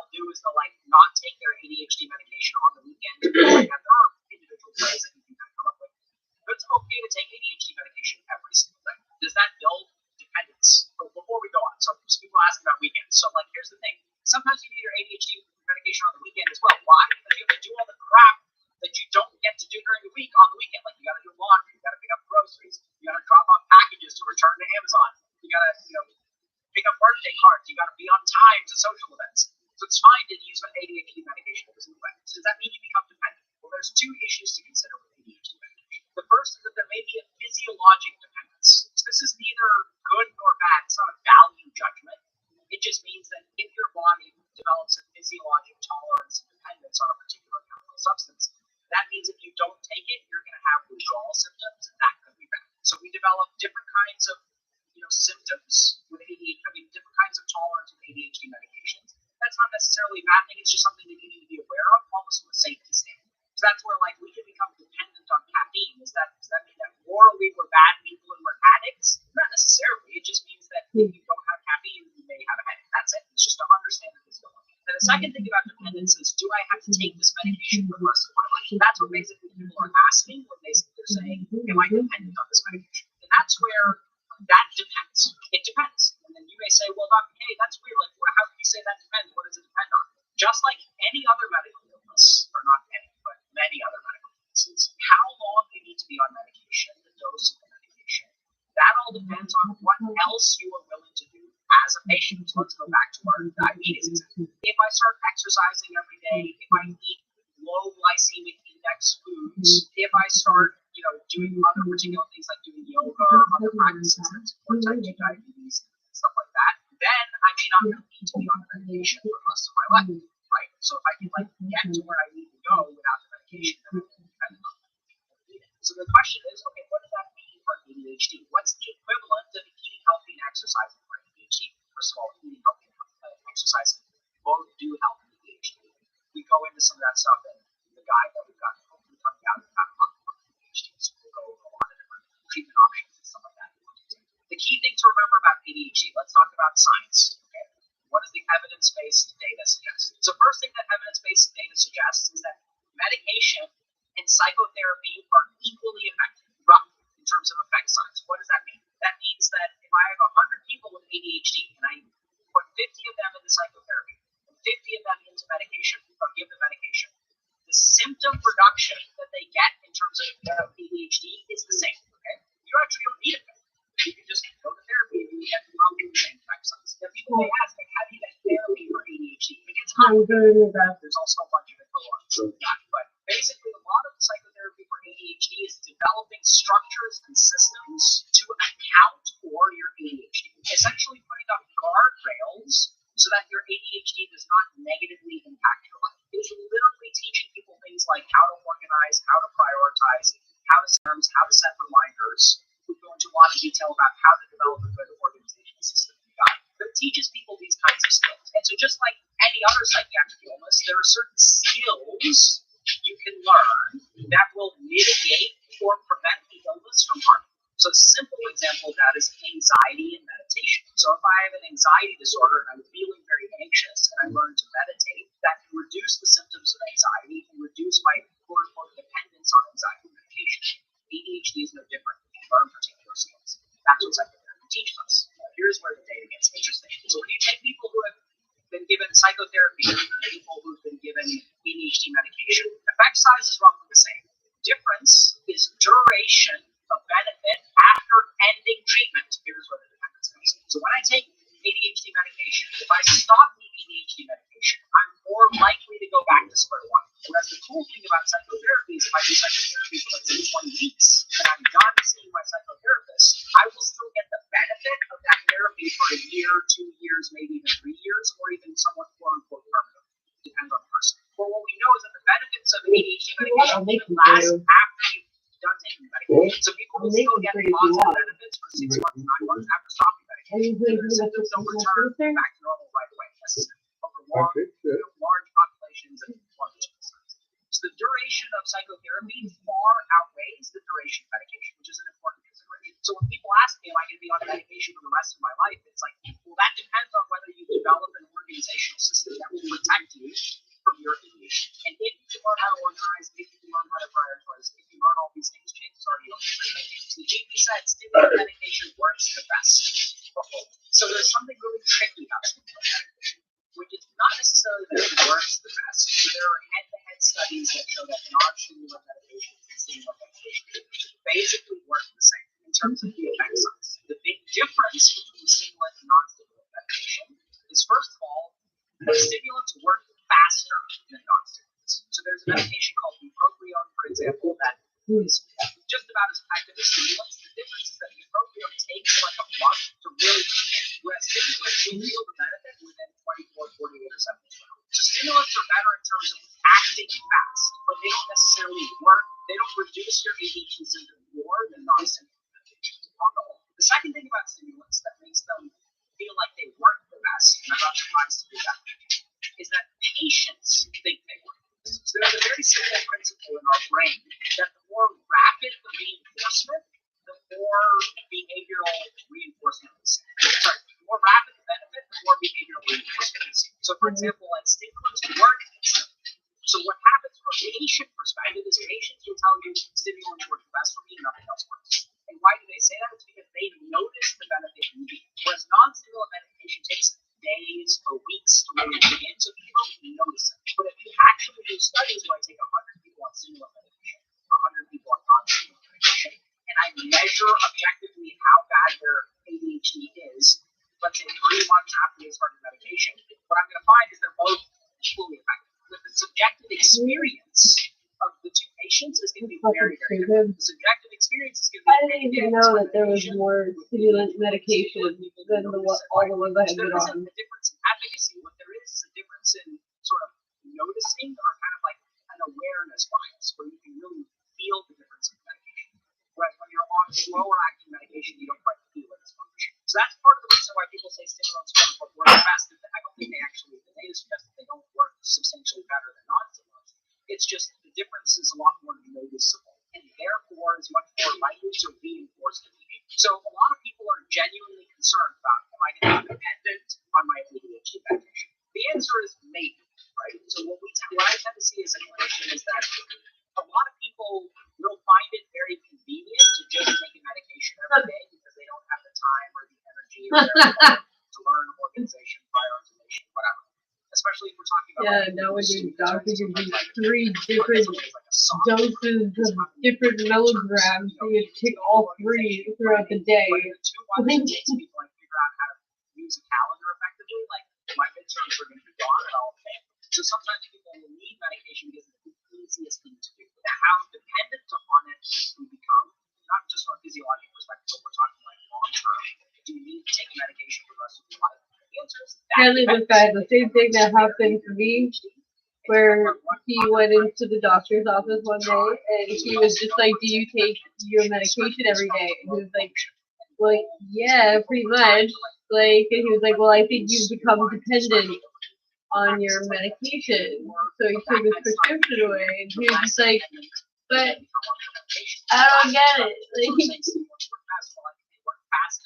they work most noticeably, but fastest and most noticeable does not technically mean best, but it oftentimes that's like the whole point of someone who is taking medication for that. Because I need to do shit. If I need to do shit. Like I catch 22, the rhetorical question. They call me the next day and they're like, "This medication's changed my life." And so then as a GP, I don't blame the GP for, they can't stay experts in everything.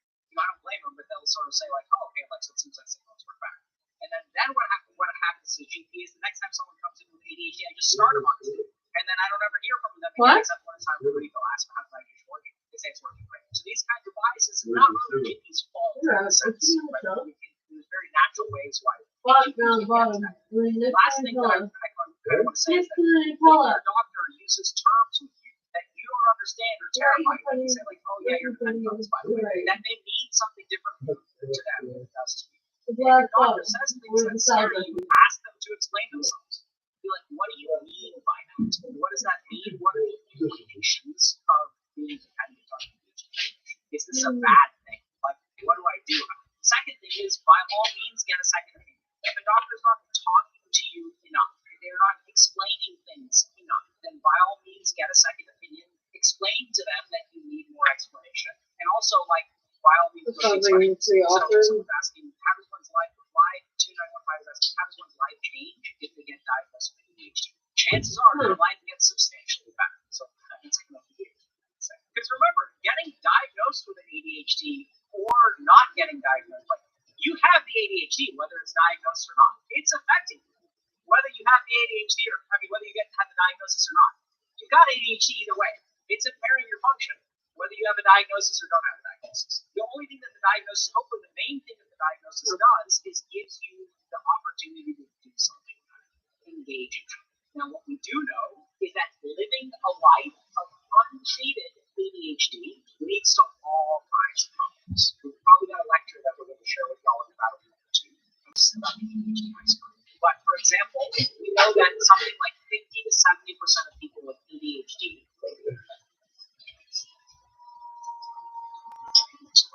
If you look at the comorbidity of ADHD and depression, 3 to 5% of people with depression will grow up to later be diagnosed with ADHD. But of the people who have both, 50 to 70% of people with ADHD will also have depression later in life, or that comorbid population. So what does that mean? Does that mean that if you've got ADHD, you have a 50% chance of getting depression? No. There's more people who have both. If you take that subset of people who already have both, what you see is that there is a causal relationship, ADHD leading to depression. And it doesn't go the other way. It's not just correlated. One causes the other.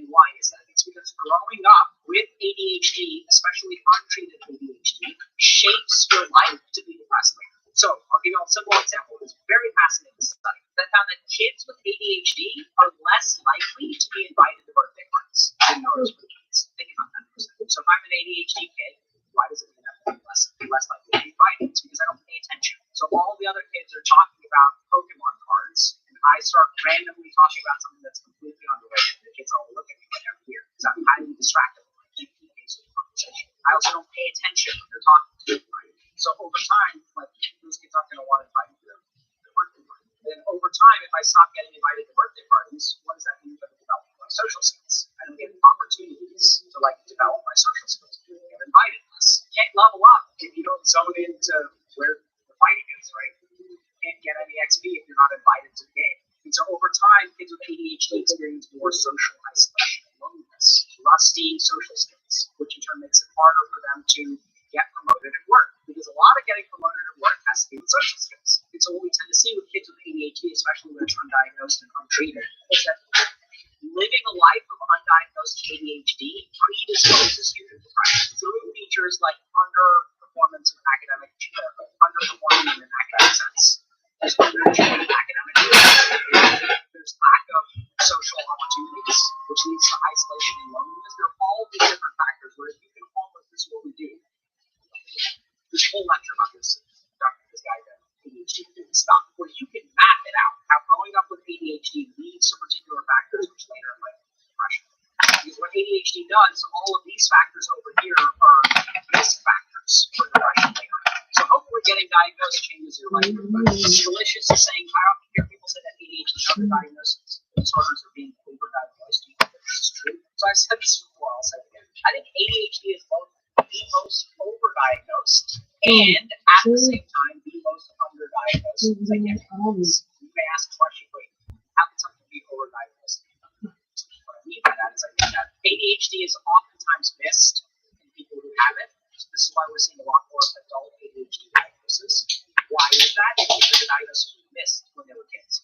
Why was it missed when they were kids? Because the kids were super smart and built up compensatory mechanisms that allow them to hide ADHD. So when you see a smart kid with ADHD, oftentimes that kid won't get diagnosed because even though they can't pay attention, they can use brute force reasoning to figure out what is going on. So I'll give you all just a classic example. So kid isn't paying attention in math class. My mind is wandering. I can't pay attention. The teacher says my name twice, and then suddenly I snap back to it. I can see the whole classroom is looking at me. The teacher is looking at me. And I can see that people are upset. Using my ADHD brain, which can quickly interpret information, I glance around the classroom. As the teacher is holding chalk, I see there are 4 problems on the chalkboard. 3 of them have answers. I look at the 4th problem that doesn't have an answer. I calculate very quickly because I have a high IQ. I say the answer. The teacher looks at me with suspicion because they were sure I wasn't paying attention, but I came up with the answer. They write the answer and then they move on. Kids with ADHD develop compensatory mechanisms. Leads to underdiagnosis of ADHD. At the same time, overdiagnosing ADHD. frustrated with their kids. Kids don't listen. All they ever want to do is watch the iPad. Parents never train attention in their kids. Anytime the kid is upset, anytime the kid is distracted, anytime my nanny doesn't show up, I'm guilty of this as well. Take the iPad, turn on the screen, shatters the kid's attentional span, increases emotional dysregulation. Kid has problems at school because I never sit down and read with them at home. Parents are like, kid doesn't listen because I don't have healthy boundaries at home. Kid gets diagnosed with ADHD. Overdiagnosed. Sounds like me. Oh yeah, you betcha.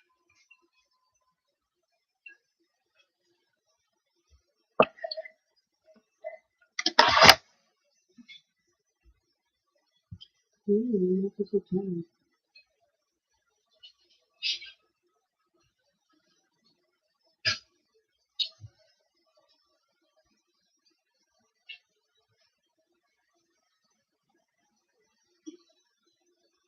That the primary problem isn't being addressed. And that's a big deal because you could be struggling with some symptoms for 10, 20 years, getting really upset about it, feeling overwhelmed, feeling inefficacious, only to learn a decade later that you've been treating the wrong problem. And I personally work with patients like this, and once they actually find out the truth, they're just, I mean, it's so emotional for them. You know, they're just like, I can't believe I wasted 10 years thinking that I had this other thing.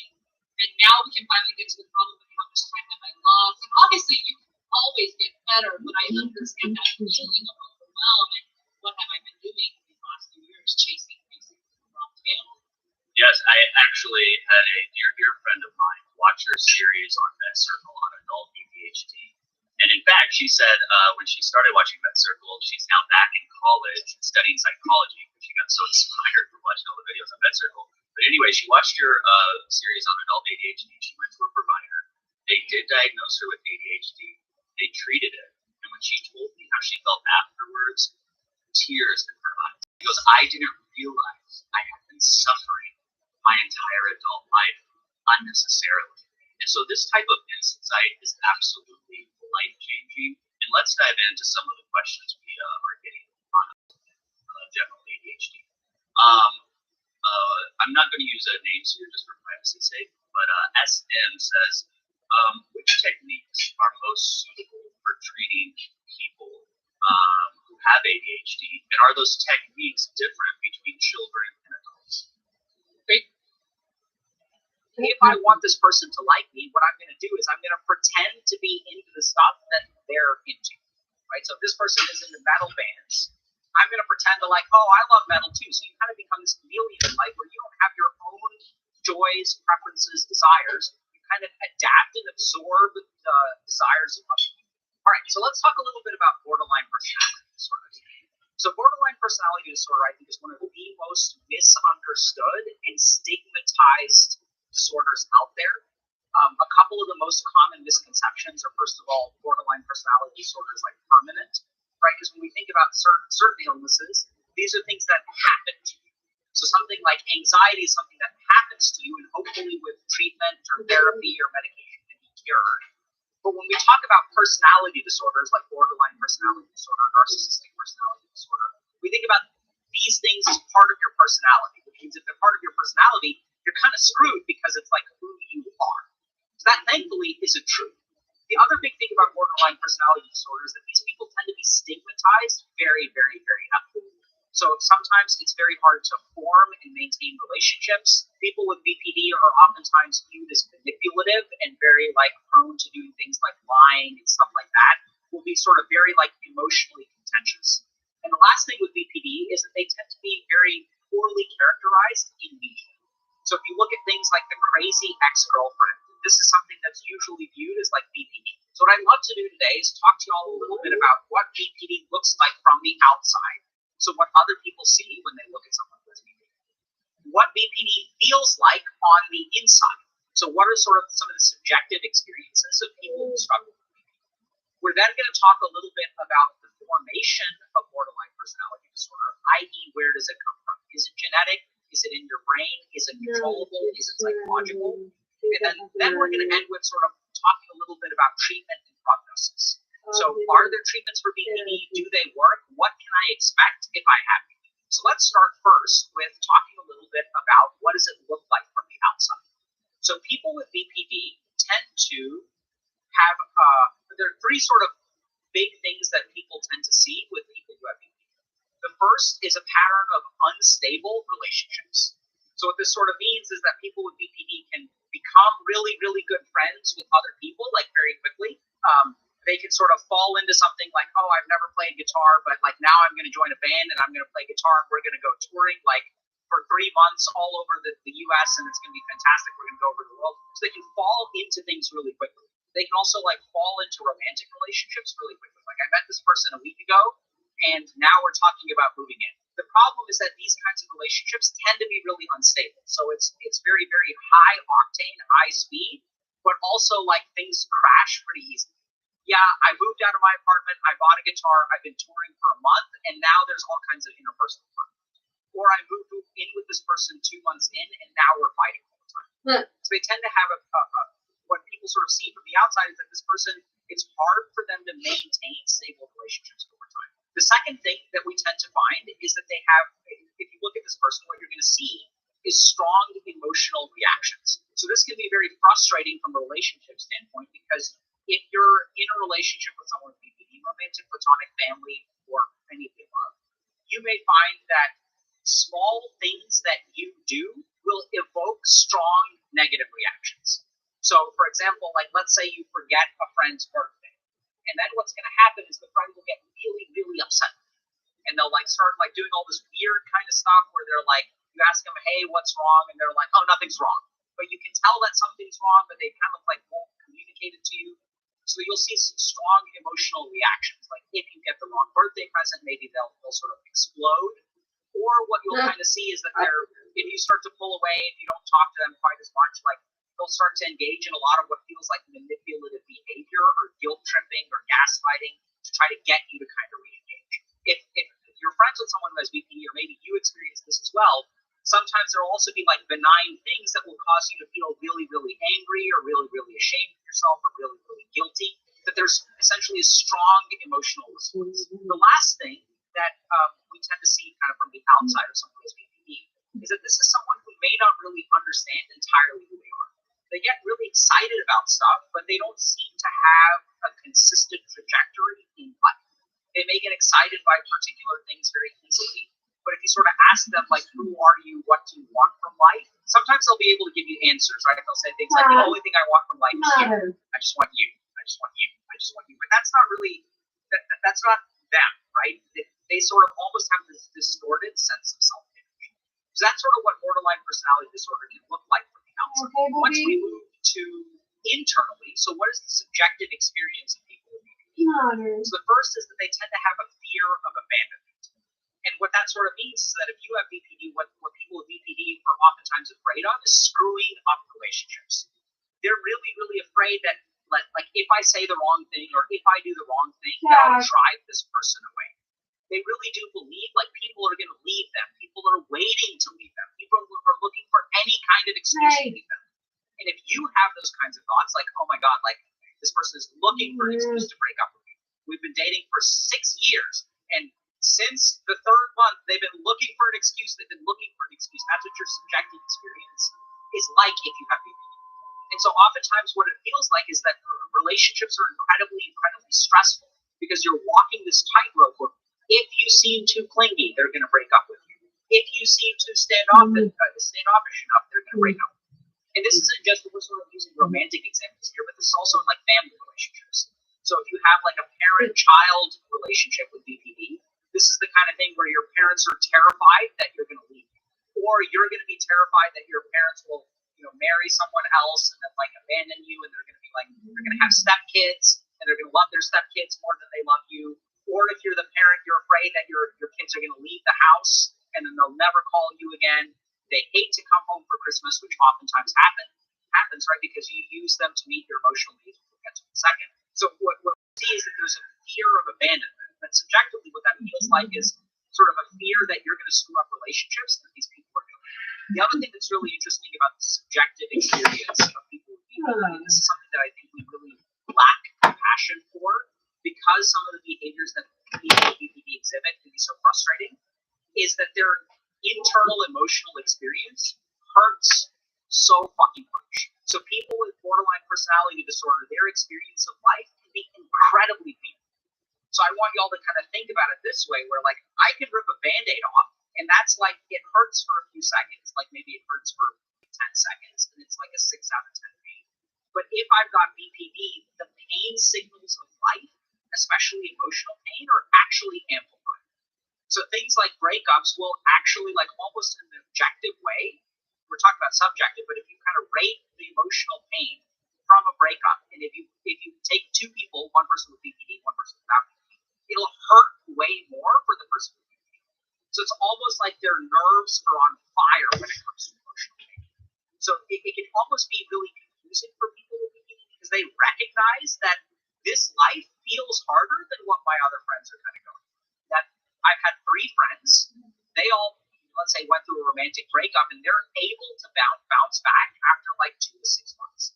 But 1 year later, I'm still feeling so hurt over this kind of thing. And this sort of complicates relationships because what ends up happening is that I don't get over it, right? So I'm hurting, and normally like 2 months after a relationship, people give me a lot of support, but then they get tired of it after 4 months, 5 months, 6 months, 8 months. And so then what ends up happening is that like people stop supporting me emotionally because I kind of need more emotional support because it actually hurts more than the average person. The other very common experience in BPD is subjective feelings of emptiness. So this is where we kind of like, you kind of feel like empty on the inside. Like you don't really know who you are. You don't really know what you want from life. A lot of times the goals that you set are just to get rid of the pain. It's not necessarily moving towards something. It's moving away from something. So what I really want is I want to get rid of this loneliness. And I'm even willing to get back together with my abusive partner because unless they're around, I feel really untethered in life. And I feel kind of empty on the inside. I don't really know who I am. The last thing that oftentimes happens with people with BPD is that they'll sometimes dissociate or disconnect from life. And this is probably a neurologic coping mechanism where since there's so much pain that we experience subjectively, we'll get to the neuroscience. So what's happening? What they end up actually doing is like detaching or dissociating from that pain, and they kind of feel disconnected. And if you kind of think about it, that relates to the feeling of emptiness because the more that I disconnect from myself, the harder it is to discover who I am. So in terms of the subjective experience of BPD, the 4 kind of most common things that I've seen as a clinician, first is a fear of abandonment. Second is just really intense emotional suffering. Like as a clinician, I think my patients with BPD emotionally suffer more than the ones without BPD. And I know that's sort of a comparative statement, and I'm not saying that someone who has severe depression or schizophrenia and psychosis suffers more than someone who has BPD, but I mean, on average, the normal experience of life, if you have BPD, is more painful than not having it.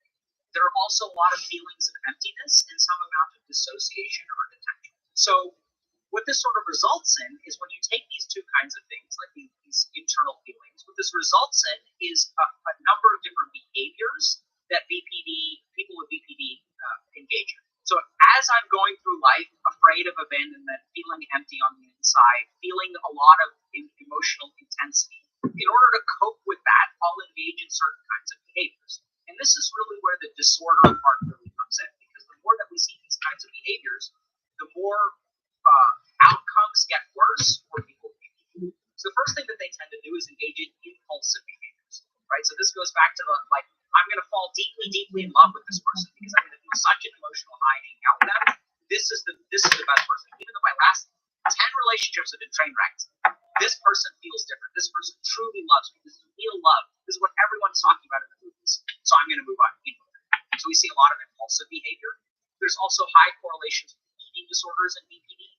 We also see self-harm behaviors, which I think are really interesting because self-harm behaviors aren't always suicidal in nature. This is something that a lot of people don't understand. Self-injurious behavior and suicidal ideation are not always the same.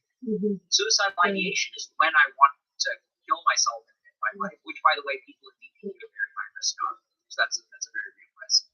But the self-injurious behavior doesn't necessarily correlate with that. When I've worked with patients who have BPD, when I ask them, why do you cut or why do you burn or why do you do self-injurious behavior, what I tend to find is that it's almost a meditative practice for them. I'm not advocating for doing that, but if you ask them, okay, when do you cut? Well, I cut when I feel emotionally really, when the pain gets so intense on the inside and I'm so unloved. If I start cutting, actually knocks the emotional pain and the fear of loneliness and abandonment out of my mind. It's a very intense focusing technique. And even if you look at the methods of self-injurious behavior that people with BPD engage in, it's oftentimes things that are not damaging to the body, but actually experience the highest amount of pain. So if we look at people who cut in BPD, what they tend to do is very superficial cuts. They don't do deep cuts, they're not trying to hurt themselves. But if you look at the superficial part of the skin, that's when we actually have very, very sensitive nerves. So we have these nerves that will do light touch. So you can just do very light touch and you can feel it, right? Even if you think about tickling, right? It's a very light touch, evokes a lot of response. So a lot of pain, actually, if you sort of focus on just on the very surface, the intensity of the pain is actually higher. So I'll engage in self-injurious behaviors. We'll also see substance use disorders as being very comorbid with BPD. And what's that about? It's, once again, I'm feeling so much pain on the inside, I want to forget it, right? And if I get high, if I get drunk, if I use some kind of drugs, then it's going to make all that pain go away. And the last kind of behavior that we'll sort of see from people who have BPD is what, from the outside, looks like manipulative behavior. And we'll kind of get into that in a second. But essentially what happens is that there are different ways I can deal with feeling empty or bad on the inside. And one of the ways I can feel better is to feel loved by someone else, right? So if I'm feeling very abandoned and I do something that evokes love and caring from other people, then I'll feel better about myself. So these are some common behaviors which oftentimes create all kinds of problems in the lives of people who struggle.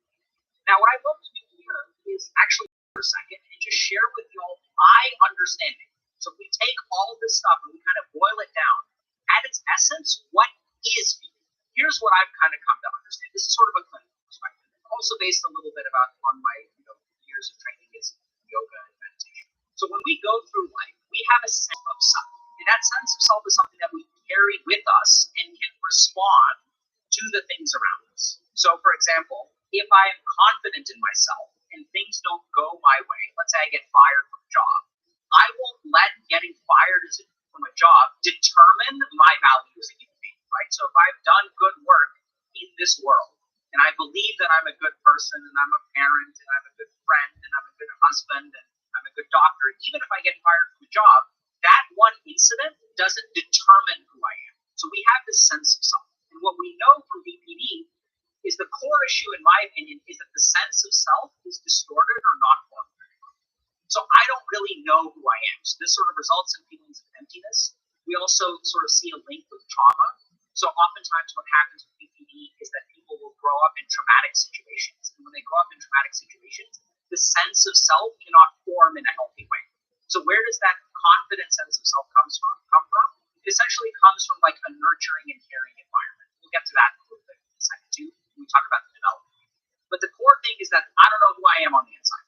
That's the core feature. So then we can see a lot of other things. One is that how I feel about myself is determined by how people treat me. So if people treat me with lots of love and care, I in turn love and care myself. If people treat me with hostility, anger, resentment, then I will sort of feel like a really terrible person. So who I am is determined by how I'm treated. That, in my opinion, is the core feature of BPD and explains all kinds of other things. Because this explains why I need people to love me all the time.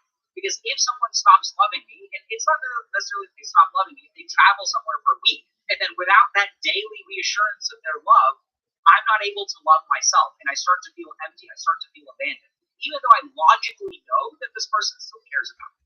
But I require that kind of input from the outside to determine my worth. And so what that also results in is like kind of becoming a chameleon. And so this kind of creates a lot of problems in relationships, because if I want this person to like me, what I'm going to do is I'm going to pretend to be into the stuff that they're into, right? So if this person is into metal bands, I'm going to pretend to like, oh, I love metal too. So you kind of become this chameleon in life where you don't have your own joys, preferences, desires. You kind of adapt and absorb the desires of others. The problem, though, is that as you kind of become this chameleon, you're like, yeah, I'm super into metal too.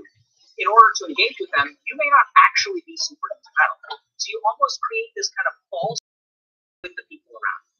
That you pretend to be into metal, you pretend to be into metal, you're super into it, And then 3 months go by, 4 months go by, 5 months go by. You're not really into metal, so it starts to become hard to maintain that facade.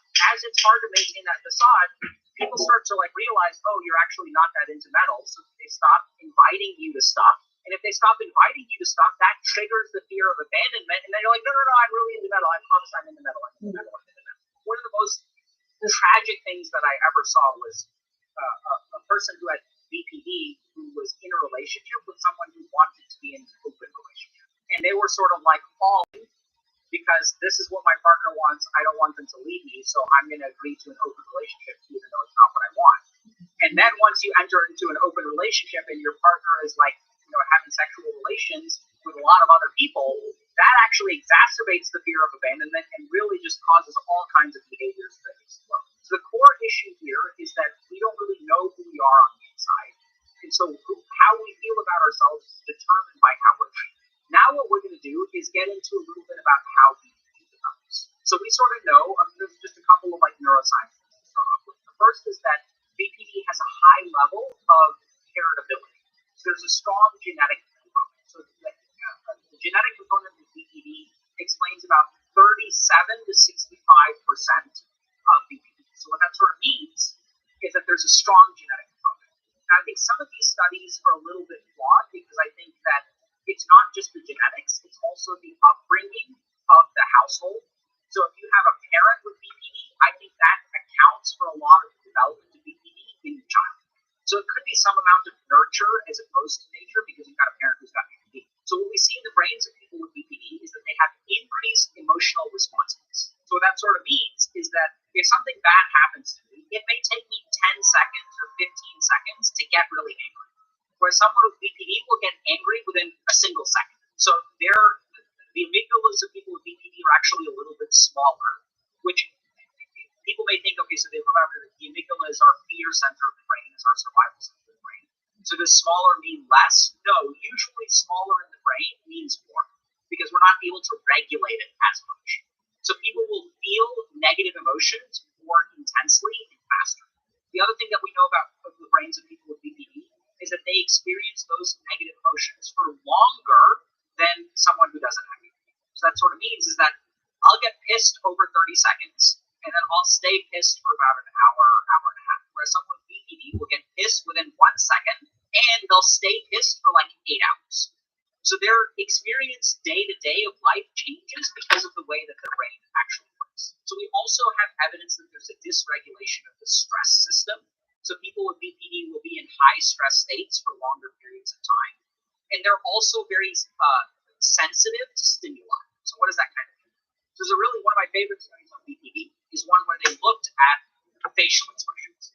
So what researchers did is they took an expression like this, and then they videotaped going from a smile to an angry face, like this, and then this, right? So if you actually take that clip and you turn it into 100 stills, what you'll find is that there's 100% happy and 100% angry. And most people, if you look at the middle, when I'm halfway between smiling and angry, most people can't really tell what I'm feeling. Like if you take a normal brain and you show them that picture of 50% happy or 50% angry, people will be kind of confused. What happens is I need to get to 70% anger for a normal brain to tell I'm angry, right? So if I'm 50% angry, people can't really tell what I'm feeling. Once I hit 70% anger, then people can tell. The interesting thing is that for people with BPD, they can detect the anger at only 30% anger. So even when someone is 70% smiling and 70% happy, the brain of the person with BPD actually detects anger in that situation. So I want y'all to imagine what it's like to go through life when the people around you, even if they're 70% happy, if they're only unhappy with you 30%, if what you detect there is that this person is unhappy. Imagine how hard it is to go through life when you're doing 70% right, but all you can see is the 30% of unhappiness that they experience. So what we tend to see in people with BPD is that they're very, very sensitive to the negative emotions of others. They're very, very empathic, which once again fits in with this idea of I don't know who I am, so my sense of self is going to be determined by how other people treat me. In order for that to work, I have to be very, very empathic. The challenge is that the kind of empathy that I have is biased. It's biased towards the negative. So what I tend to see is the dissatisfaction, the fear, the disappointment, the anger in what I start to do is I start to react when people are 70% happy. Even though they're still happy, I'm like, oh my God, this person is upset. And then I'll start to ask them, hey, why are you mad at me? The person's like, I'm not mad at you. I feel okay. Like, I'm a little bit frustrated, but it's not that big a deal. Oh my God, why are you frustrated? What did I do wrong?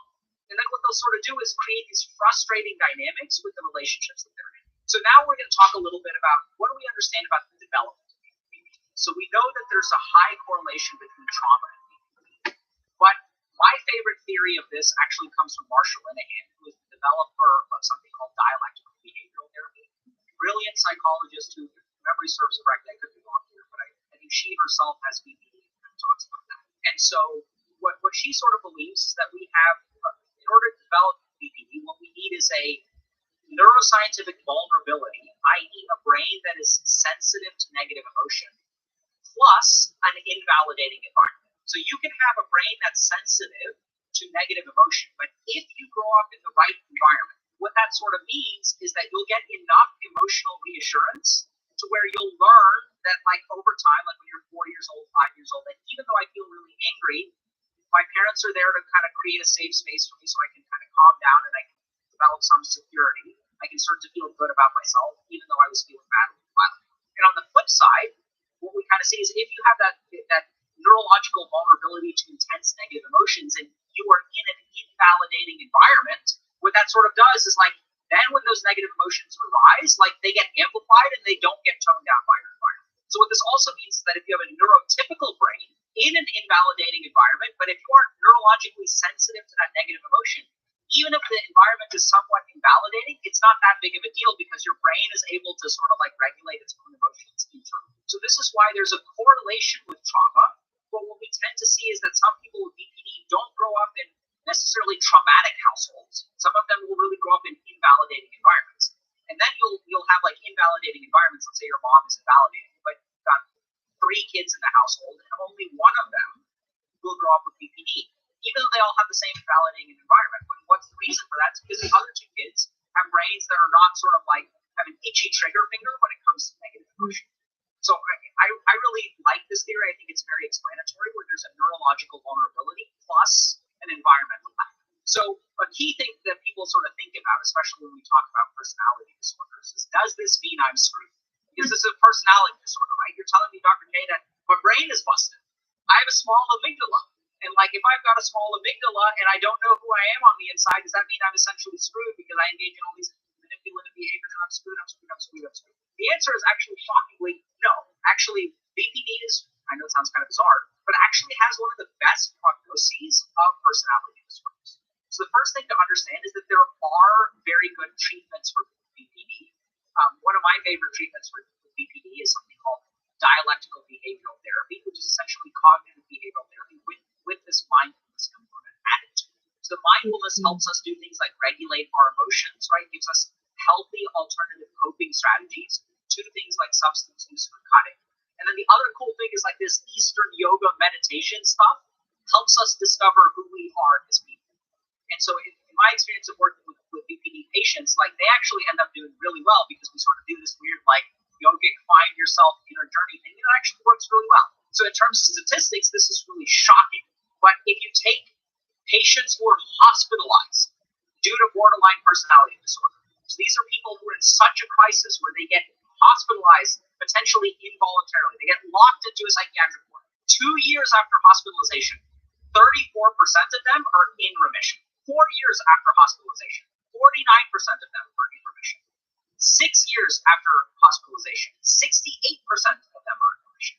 And a decade after hospitalization, 86% are in remission, which is kind of staggering, right? So what we're saying is that you could be so sick that you get hospitalized.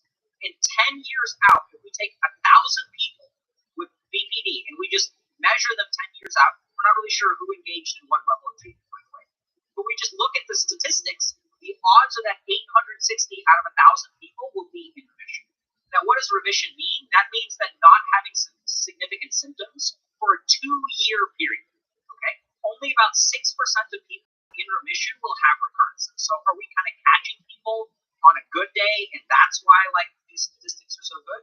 But actually, the prognosis for BPD is like actually really, really good, and we have very, very good treatments for it. There's also a lot of evidence that shows that having stable relationships can rapidly improve BPD. All you need is really like one person who's kind of a stable source in your life to really improve things. So one study that I looked at suggested that there was somewhere around a 50% remission rate in 2 years if you have a stable relationship. But remember that you don't necessarily have to have a stable relationship. People find remission in all kinds of other ways. And when people sort of wonder about that, and this is kind of my experience of this as a clinician, is that remember that the key thing here is that you don't really know who you are, right? So you sort of define yourself based on how other people treat you.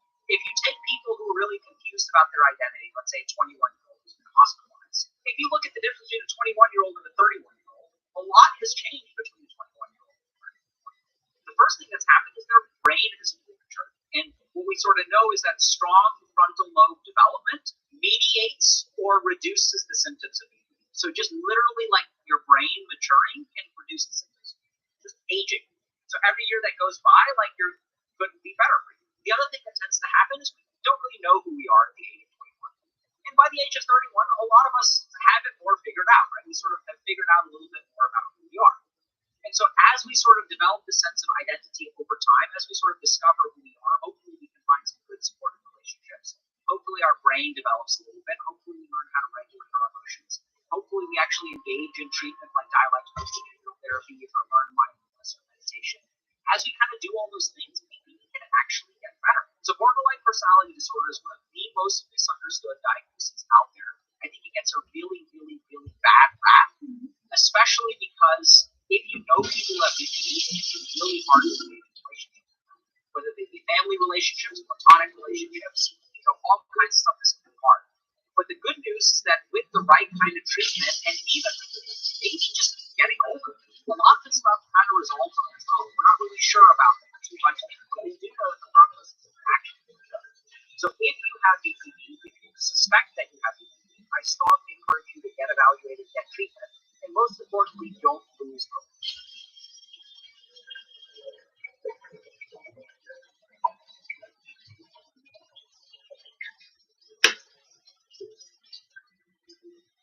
Hi,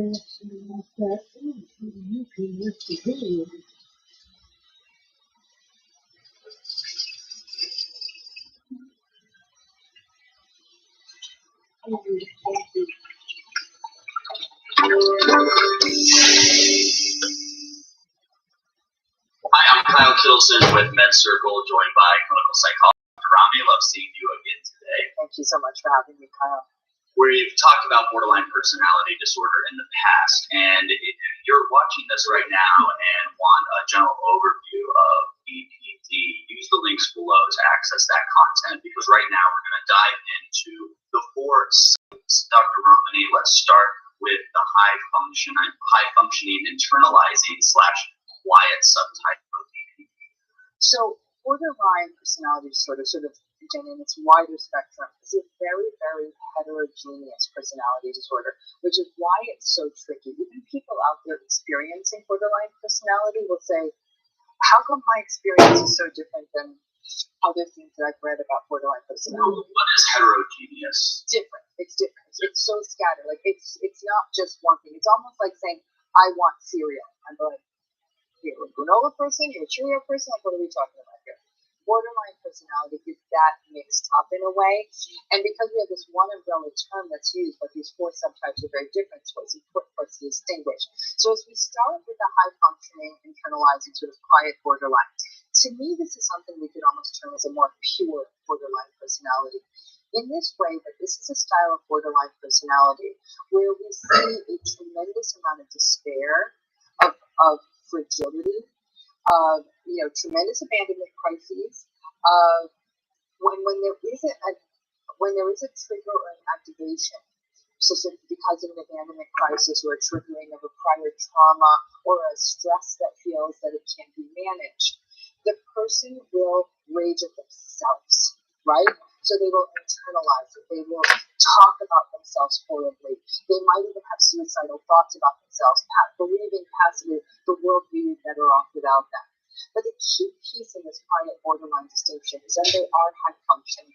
Many people who fit this high functioning, internalizing, quiet borderline descriptor have very high powered jobs. They're often in jobs where they're giving to others, nursing, teaching, mental health. So there's a natural draw of this particular style of borderline personality to a helping profession to give to others. Where they might get challenged in a professional arena is if they even make a small error, and I mean it could be small, they will have a very strong reaction to it, and that strong reaction will be very self-blaming, or sometimes even self-harming. So the person who presents with quiet borderline personality styles or disorder is somebody who's much, much more likely to have co-occurring depression or anxiety disorder that also makes the symptomatology almost sometimes feel worse because there can be these negative mood states that accompany this particular style. In fact, many mental health practitioners may miss the borderline piece and focus more on the depression or the anxiety piece in treatment until over time they see that the patient's sort of style of self-talk is so self-harming and that individuals with quiet or this sort of high-functioning internalizing borderline personality, while they are high-functioning, it's not a very stress-resistant pattern. So when there is stress, something shifts at work, something shifts in a relationship, there is a tremendous difficulty in being able to tolerate the distress associated with those times. But that distress, instead of lashing out and yelling at somebody else or making that kind of a gesture, they're very quick to almost rage quietly at themselves. Self-harm, self-destruction. People might starve themselves, may not get enough food, may try to almost break themselves trying to maintain a household or be all things to all people. So it's a very self-destructive disorder, but it's done in such a quiet way that a lot of people don't even identify it classically as borderline personality disorder, which is traditionally thought of to be as a much more chaotic, externally dysregulated pattern. These subtypes, are they in the DSM and recognized in the mental health community, or is it just what laymen have come up with? In the DSM, they have not recognized the subtypes. These subtypes represent a mashup over the years of different sources of research. Theodore Milan was a major player in coming up with these subtypes of borderline personality. In fact, his scale, the Milan Clinical Multi-Axial Inventory, which is a personality assessment tool, if you're more expert in scoring it, you can actually look at the scoring and sort of break some of that down. And he is opined on these sorts of subtypes of borderline personality. It's absolutely the same. Anyone who's in practice, who's ever worked with somebody with borderline personality, knows that it's like a stone with many facets, right? When you tell me somebody's got borderline personality, I'm saying that is not enough. You got to give me more. Tell me a little bit more about this client, because I am going to have an incredibly different treatment approach or recommendation based on the kind of subtype. But no, this has not officially elevated itself into the diagnostic. Before we move on to the second subtype, how prevalent is BPD? The prevalence of BPD is widely disputed. Okay, so the estimates of BPD in the population range probably, I've seen estimates anywhere from 2 to 6%, 2 to 7%, that kind of thing. Part of the reason there's so much variation is that it's not easy to assess. Many clients who present with borderline personality disorder in sort of non-research studies, like just sort of in traditional clinical evaluation, how they show up in sort of chart data at clinics or hospitals, is they're often more likely to be diagnosed with mood disorders, anxiety disorders, bipolar disorder, but not borderline personality disorder. Part of that is a training issue. People are less likely to give that diagnosis out. They want to subsume it under other things. Part of it is I don't know what we call it, sort of a marketplace issue. Borderline personality disorder is viewed as something that's difficult to treat and takes a very long time to treat. And because of that, just to not get pushback from insurers or spaces like that, there may be more of a tendency to use some of the neighboring or co-occurring symptomatology in that person. Oftentimes, the way these patterns are medicated are similar. There's no failure for borderline personality per se. You're often sort of working on it symptomatically. So I think that we still haven't seen that study that gives us the optimal prevalence number. If I were to spitball a guess, I would say it's probably somewhere between 3 and 5%. Tonight we'll be having a live panel with Dr. Ramani and other MedCircle doctors. It's a great chance for you to ask questions directly to these doctors. It is not treatment or therapy, it is education, and a great chance for you to really understand whatever mental health topic you need clarification on. You can sign up to join us tonight or get the replay sent to you at a later date using the links below this video. Dr. Ramani, what is the second subtype of BPD? The second subtype has been termed petulant or histrionic. I don't like the term histrionic as a feminist. I don't like that term because it really carries this implication of it's on the term hysteria, and the term hysteria is really sort of pathologizing of female sexuality. So let's stick with petulant. But just so people know, because this term histrionic is thrown around, histrionic means somebody who is very superficially attention seeking and emotionally dysregulated. So a person who's like almost seductive in their presentation. They will be almost coy, a little girl, and it's very female oriented to get attention. But it's very much an attention seeking kind of a pattern, very socially immature pattern. But if we focus on the petulant piece associated with that, the petulant part is, again, it's sort of acting out if I don't get my way. And so a petulant person can be experienced as manipulative, they could be experienced as victimized. Petulant people will have there'll be a sort of a little bit of a through note of entitlement. In fact, there's a fair amount of overlap of what we call covert narcissism and what some of the patterns we see in petulant borderline personality. And here's where borderline personality gets super, super tricky. We've talked about this on MedCircle before, and I know we have a series on cluster B personality disorders. There are multiple personality disorders in that set. Borderline and narcissistic are two of that set. When we look at some of the theorists who study personality disorders, Otto Klimberg being one of the most primary, what we see there is that there is a view of borderline and narcissistic personality disorder as almost being slight variations on a theme. So it's no wonder that at times they overlap. We just talked about the quiet, high-functioning, internalized borderline person. There we see very few, almost no narcissistic personality whatsoever. In fact, the people in that quiet borderline group really don't have a lot of ego strength, which is why they tend to devalue themselves and really fall apart and can't tolerate the stress in their lives, especially around abandonment, because there's almost no sense of worthiness. But when we slide over into spaces like the more petulant, traditionally called histrionic, now we're looking at more of the attention seeking. Now we're seeing this sense of some sort of passive low-grade entitlement. Why am I not getting my way? I'm going to get my way. And if I don't get my way, I can't tolerate the abandonment feelings and the stress feelings that come out of that disappointment. So people might experience a sort of petulant borderline pattern as one that's more of sort of an attention-seeking, acting out kind of a pattern, and will feel that this is somebody who throws tantrums a lot.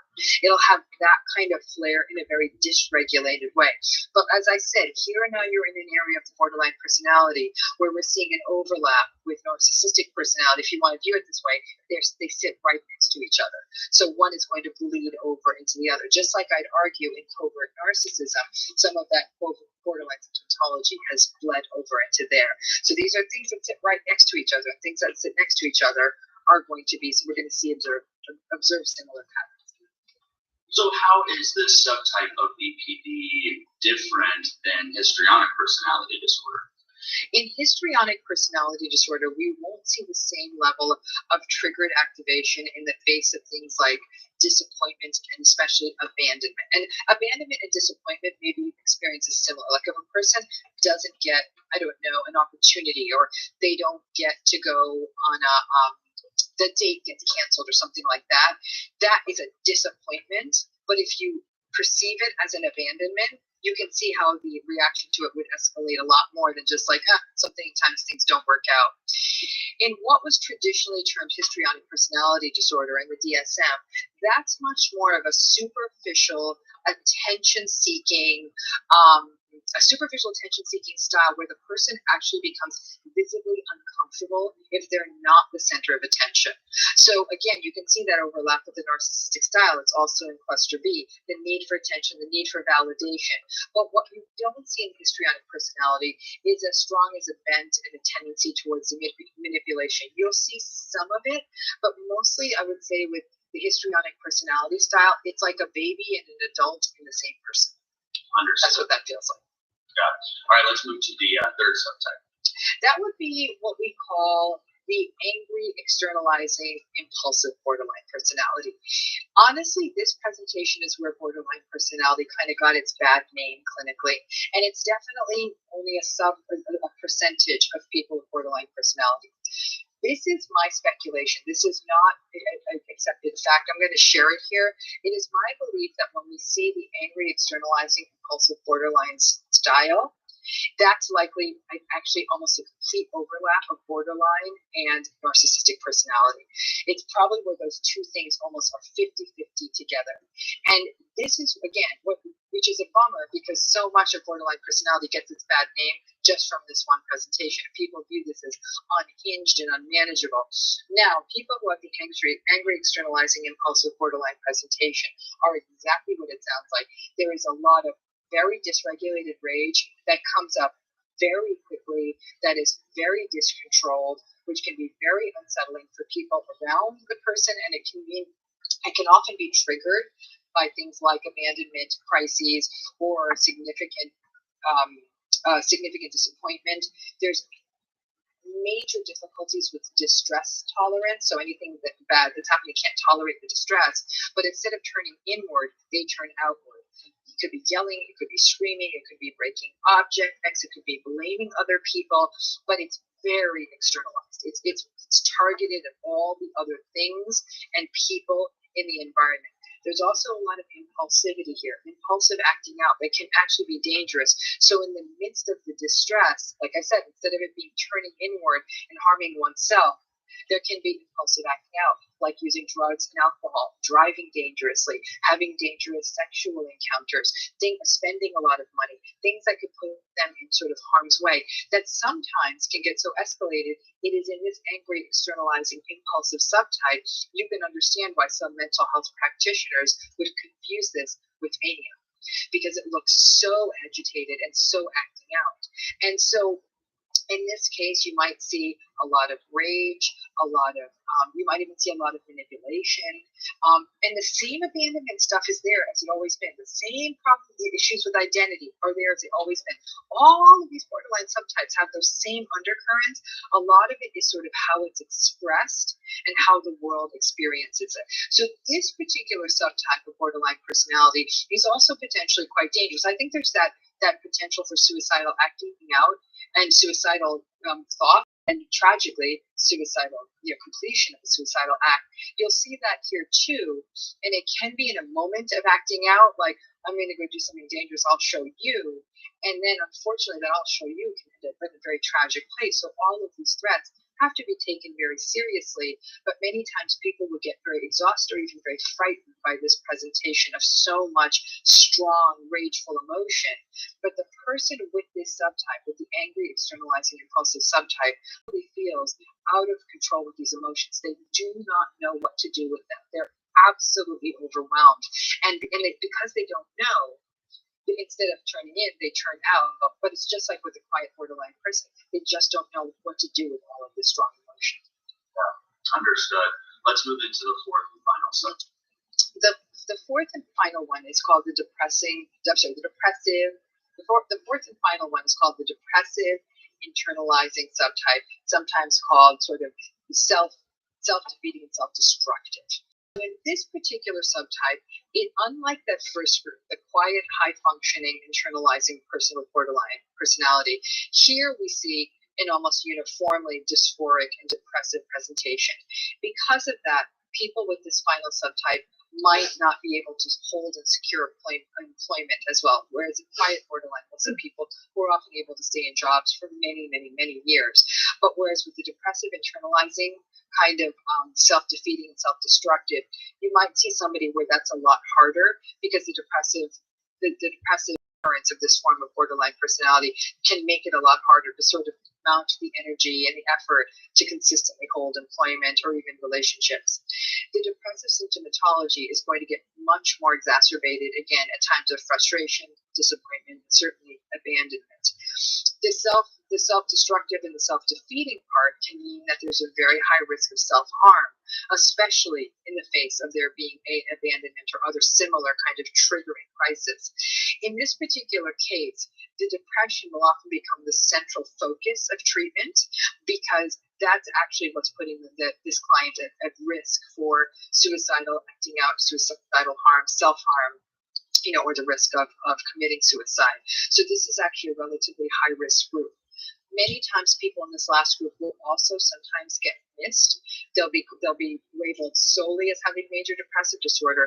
And one might say, so what? So what if they only have major depressive disorder? It does matter because some of that dysregulated instability can make the lows of the depression even lower. So it's as though the dysregulation of this particular form of borderline personality, where we're seeing style, is you might see a typical dysphoria, and then it'll end even further down when the person is facing a real crisis, and that can mean that they won't be able to take care of themselves. They'll neglect themselves. They may neglect others in their care. That they may need a lot more support and help.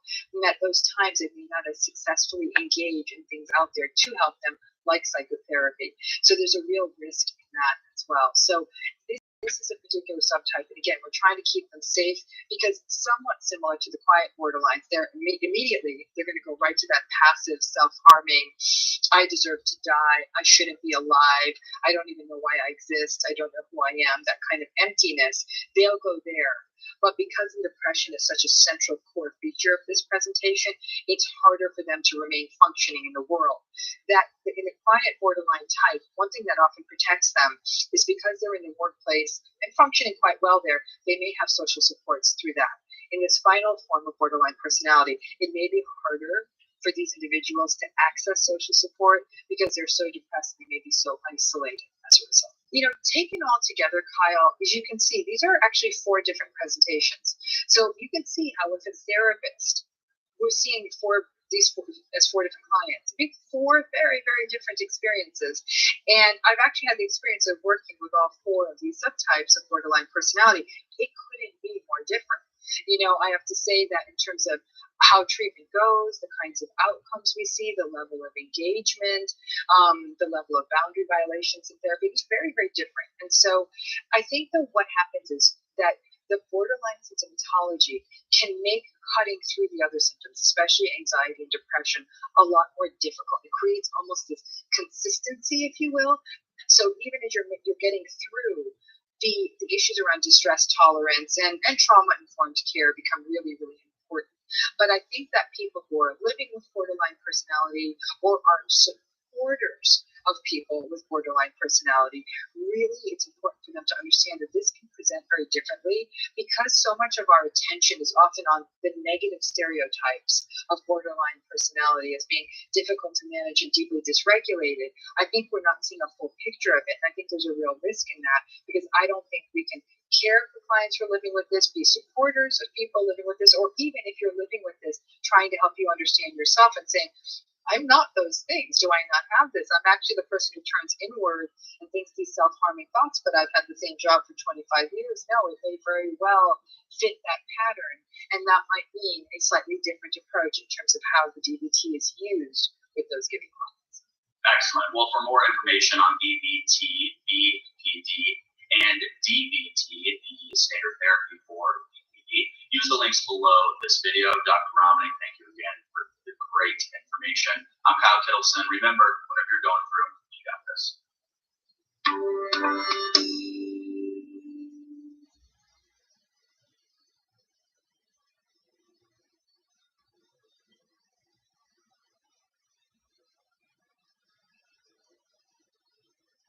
I think that commitment is most of the very where it's at. I think something can be done. It's just a slow burn. Dr. Ramani describes narcissism as the secondhand smoke of mental health. But why? And why is narcissism more dangerous than just being self-confident? What exactly narcissistic personality disorder is, what is it? Okay, all people with narcissistic personality disorder are obviously narcissistic. Okay, not all people who are narcissistic may have narcissistic personality disorder.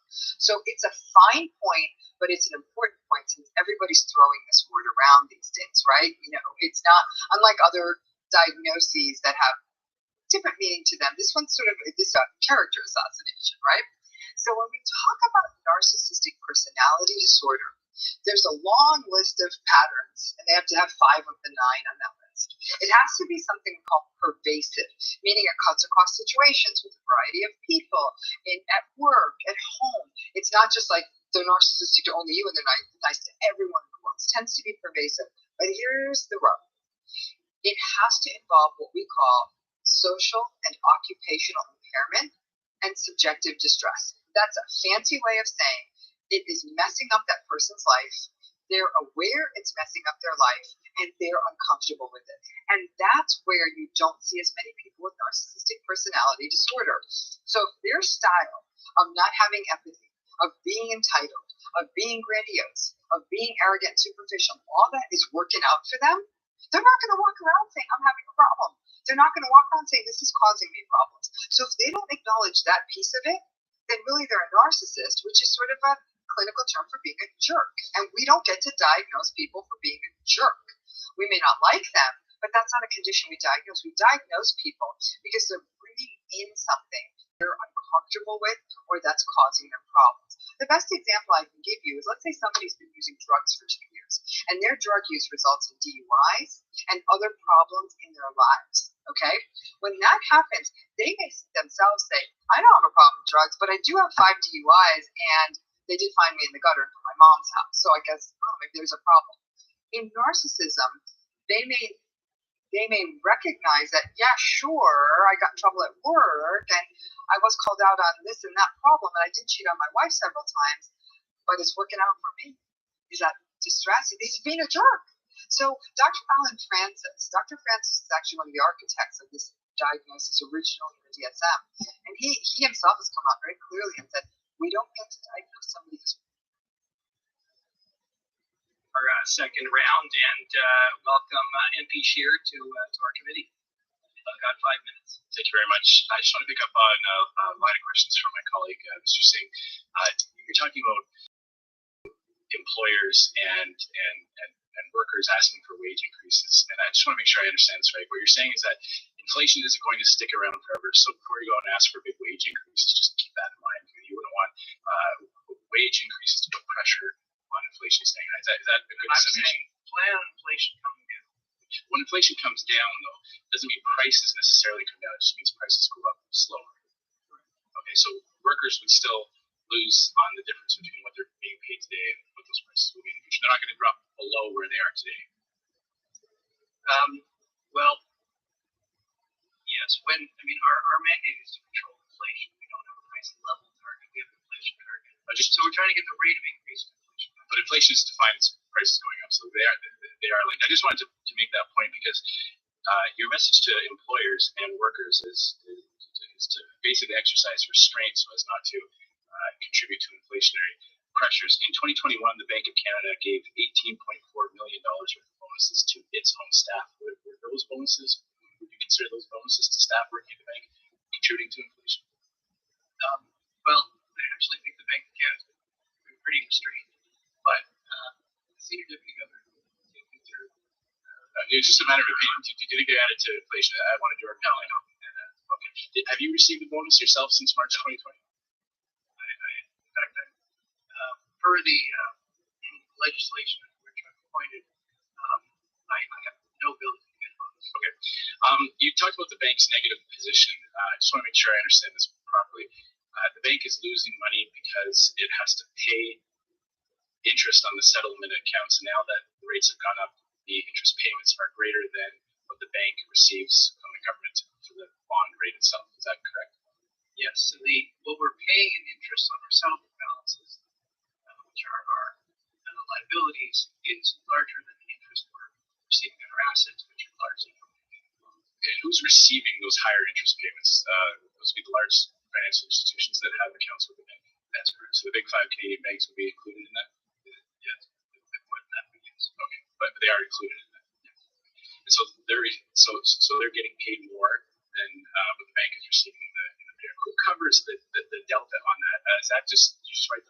revenue? Do you create more money to pay them? Where does the money come to cover those losses? Right. So, as Senior Deputy Governor is explaining, there are different possible solutions to that problem. It's ultimately a decision of the government how that gets resolved. The government could indemnify us. Instead of us being the remittance, there could be a reverse remittance. There could be the Fed uses a deferred asset accounting solution, or the other solution would be to change our legislation and allow us to basically run a deficit for a period and then use those surpluses, future surpluses, to repay that deficit. But barring a legislative change, the government of Canada will have to bail out the Bank of Canada for its need to pay large financial institutions higher interest rates. The Bank of Canada can continue to operate. There does need to be a solution to this problem, and we expect one of those to come. When the bank was involved in the government bond purchase program, the bank was buying bonds off the secondary market, but the government was selling them. As the bank was buying, the government was selling them. Who sells those bonds into the market? Well, we are the agent of the government of Bank Canada. The government issues the debt, so we issue it on behalf of the bank. Okay, so the bank was selling it on behalf of the government and then buying it back. When was the price identical between what the bank was selling the government's bond for? The price won't be identical, but they're pretty close because it's a competitive market. We issue both of these things are run in competitive auctions. There's strong competition, so prices are, every auction is going to be a little bit different. Because it's a competitive process, the prices will be close. Can you provide to this committee how much the total value would be on the difference between what the bank sold the bond on behalf of the government and what they bought it back for? Because when you may talk about a small difference, but when we're talking about a scale of $400 billion, even half a percentage point would mean tens, maybe hundreds of millions of dollars that would be going in a direct gift to the banks of Canada. The large financial published actually all the data on both our issuance and our. One tiny quick question, very, very quick. So it's all on our website. When was the last time the Bank of Canada lost money? The Bank of Canada has not lost money. Thank you.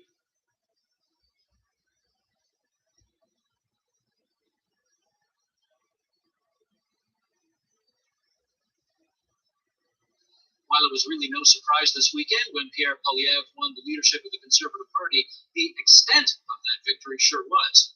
It wasn't even close, as Poilievre took 68% of the points on the first and only ballot. With us for some perspective on the weekend and what comes next, let's welcome Ginny Roth, Vice President, National Practice Lead for Government Relations at Crestview Strategy. She was Director of Communications on the Poilievre campaign. And Andrew Coyne is here. He's the columnist, of course, for the Globe and Mail. It's nice to see him too. Past weekend for one of the least interesting leadership conventions I can ever recall. Full bias on the table right away. Don't you miss delegating conventions? Come on, be honest. I mean, I know the actor was good. Yes, agreed. Better for TV. Well, here's what it looked like. Sheldon, you want to bring these numbers up here? Here's what the stat board had to say. Poilievre, as we suggest, winning 68.15% of the votes on the first ballot, of the points rather. Jean Charest, who was supposed to be the prime challenger, only 16%, well back. Leslie Lewis, a little below 10%. Roman Baber, a little over 5% of the points. Scott Aitchison, a little over 1% of the points. Many people, Ginny, to you first saw this leadership race as a kind of a fight for the soul of the Conservative Party of Canada. If it was, what does that result tell us? That it wasn't. I think the Conservative Party, any political party when it loses a leader, is on a bit of a quest to sort out what it wants to be, and the biggest question for everyone is how to win. And so certainly that was certainly the question: what do we want to be, and what do we need to win? And the answer was really clear. I think it's evident from the results that the vast majority of people who are steadfast members, who sort of keep their membership up all through the years and the decades, and the new members, the people who are supporting the party for the first time or who left the party to come back, definitively the vast majority of them all feel the same way about what they want. We can get into that, but I think the battle over the soul of the party was a bit overdone as a narrative, and it turned out not to be much about. Andrew, what do you say? It was a very clear results in the sense that whatever won nationally, it's not so clear what that means, other than they want to be the party of Pierre Poilievre. They want to be a party that is unashamedly pugnacious, that is not apologizing for itself, that feels good about itself. And that is certainly one of Poilievre's strengths, is he doesn't back down. And that's a strength in politics generally, is if you feel like you're confident in yourself. The question is what the actual content is. Conservatism in Canada has become, over the last 10 or 15 years, sort of performative. It's not a lot of substance to it. You look, this is a lot of conservatives' complaints at the end of the Harper era was, yeah, we were in power. What did we actually accomplish? How did we actually move Canada in a more conservative direction? Harper had a reputation for being very conservative, not because of what he did, but because he was pugnacious and he fought liberals and he made liberals angry.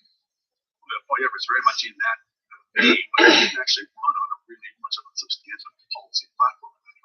I don't know if you read Tasha Kieran's book, The Right Path, in which she suggests that the Poilievre approach to politics is actually not the way to win a general election. It might win you a leadership convention, it won't win you a general election. And she sort of divides conservatives into convoy conservatives, of which Poilievre is clearly the champion, and what she calls club conservatives, who are more the moderate, pragmatic red Tories who hang out at the Albany Club, have this kind of establishment tinge to them. If you're a club, I mean, clearly the convoy conservatives are in ascension here. If you're a club conservative, is there still a place for you in this party? I don't think there are a lot of club conservatives left. And that's okay, I mean, they're getting older, and private members clubs are not as popular as they once were. The types of people who came up to all of it, I think, in the leadership race, not just Pierre Poilievre's, that versus Small and Leslie Lewis's, they were all different kinds of Canadians all across the country, and in many cases, for Poilievre, I'm thinking of the thousands. Many of them erring on the younger side, at the sort of average age of the types of people who might want to make time in their day to go to a political event. And I'm willing to bet that none of them are members of private members clubs. And I don't think that's the worst thing, because I don't think most Canadians are members of private members clubs. That's a little narrow. I mean, I see what you mean on ideology, sure. But I think that's also true. I think there are not a lot of people left who describe themselves as right Tories. That's not to say there aren't a lot of people who would consider voting conservative who describe themselves as moderate, who are sort of mainstream and not hard right ideologues. But I think a lot of those people voted for Pierre Poilievre. I mean, hundreds of thousands of people who stepped up and put his name first on their ballot. I don't think that many people are describing themselves as deep blue hard right partisans. I think that's unlikely. I think there's another category of potential between convoy conservatives and club conservatives, and that's conservative conservatives. I mean, people talking about, is there a place for the red Tories in this party? I wonder, is there a place for the blue Tories? Is there a place for people who actually believe in conservatism, in smaller government, lower taxes, limited government? Well, what's he actually talked about during this campaign? He's talked about the convoy, he's talked about vaccine mandates, he's talked about firing the Bank of Canada governor, he's talked about, a lot of things that don't really have a lot to do with substantive policy terms, but can get people really excited in the base, because he's owning the libs, he's fighting back. You saw his victory speech. He mentioned lower taxes in the victory speech, right? He mentioned less government in the victory speech. He mentioned them. I'm just saying, what did he actually spell out about what he would do? I will give him credit for one thing. He has talked about he's going to appoint a commission, which we used to laugh at as being vague, but it's the most specific thing he said during the campaign. Is he's going to appoint a commission to come back and report on tax reform. Tax reform is desperately needed. I hope we'll hear more about that. But this was, as I say, this is not about. There's no such thing really as Poilievreism as an ideology. It's more a disposition. It's a stance. It's for people who feel like they've been talked down to and pushed around, and he comes around and he says, "I'm going to fight for you." Now that's part of politics. Well, I get but that. You just wish there was a bit more there. I get that, and he is clearly the champion of that group. But again, Tasha Kieran was here last week, and I see it with my own eyes. There are people in this country who are moderate, pragmatic, middle of the road, what you might have called back in the day red Tories, but maybe they're not. Maybe a lot of them are blue Tories as well. I went through riding by riding after that convention. So there's 338 ridings in the country. Poilievre won 330 of them. Charest won 8 of them.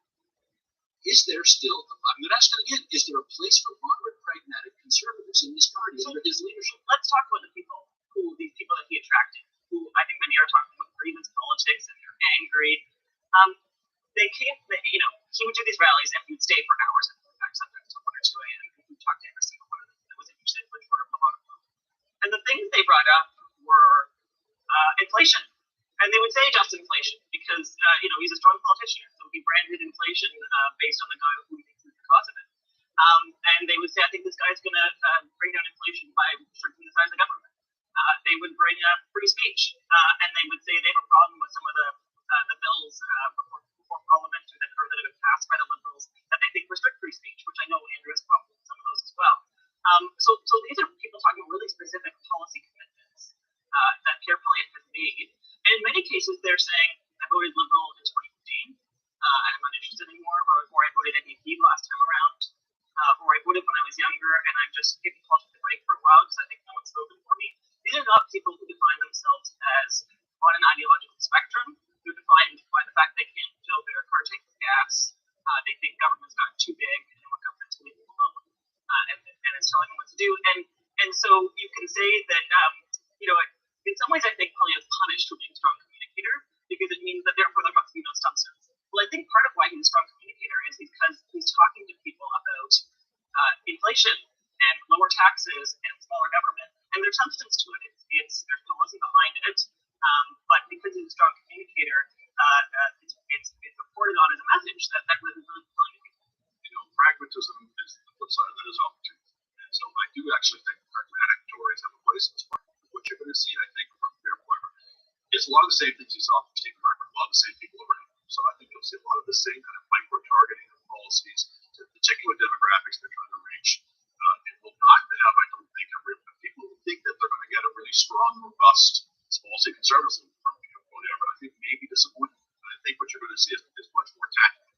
What you will see, certainly, though, is there's not going to be any division in the party in the sense of there's no real regional divide, except perhaps with some Quebec MPs, but he won all their ridings.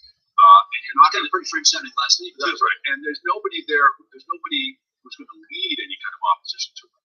So he's kind of nuked any potential. I think the greater danger is you're going to have a bunch of people sitting on their hands who aren't particularly enamored in his style of politics, who won't go out and be activists for him and who won't vote for him. So the people, there's certainly a lot of people who would be desperate to vote against the Liberals, who are waiting for a Conservative Party that could deliver them from the Liberals. You can see the option who will stay with the Liberals. And there'll be a certain proportion of Tories, Tory voters, who will either sit home or vote for the Liberals. Well, here he was, Saturday night, 8 p.m., the winning speech. Sheldon, roll it if you would. They don't need a government that sneers at them, looks down on them, calls them names. They don't need a government to run their lives. They need a government that can run a passport office. They need a prime minister who hears them and offers them hope that they can, again, afford to buy a home, a car, pay their bills, afford food, have a secure retirement, and God forbid, even achieve their dreams if they work hard. They need a prime minister who will restore that hope, and I will be that prime minister. I got to hand it to him. He is a great speaker. And he is, the camera likes him. He knows how to perform. He's got the snappy statements. Apropos of Andrew's question, though, how much is behind all of that snappiness? I think there's a lot. He made a lot of policy announcements during the campaign that ladder up to similar themes, using the size of cost of government, getting government out of your way, whether it's policing your speech or policing how many vaccines you have to have in order to keep your job. We talked about a pay-as-you-go act that for every new dollar spent in government, the government would have to reduce it. There was all, we talked about tax reform. There were all kinds of policy commitments he made. He talked about, we haven't even talked about gatekeepers yet. One of the other big themes is this idea that Canada can't do anything anymore, build anything anymore, because there are all these ridiculous gatekeepers in the way. And if you're a young person who doesn't think of yourself as a liberal or a conservative, or maybe you're going to switch your vote because you're a switcher according to a pollster, no, you just can't afford a house.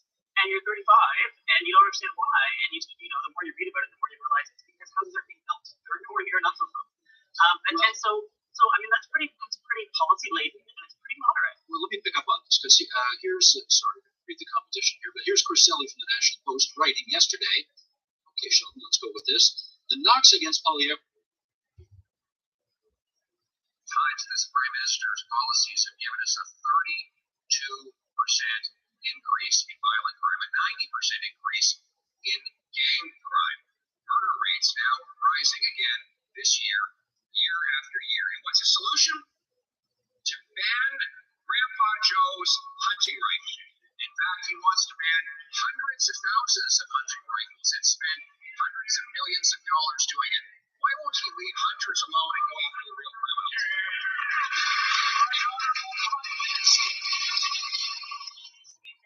We've been very clear that we are not targeting law-abiding hunters and fishers. We're not going after shotguns or rifles.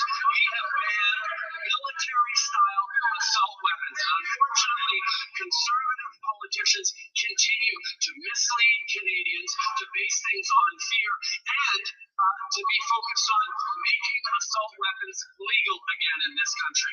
Mr. Speaker, we will continue to take the necessary measures to keep Canadians safe while respecting the rights of law-abiding Canadians. That's what Canadians expect. That's what we've been doing. Leader of the opposition. Well, Mr. Speaker, I get my information from the amendment that his government tabled in the committees, right? And I have it right here. A list of the firearms that he wants to ban includes the Webley and Scott wild fowl gun. Fowl is in wild turkeys and wild ducks.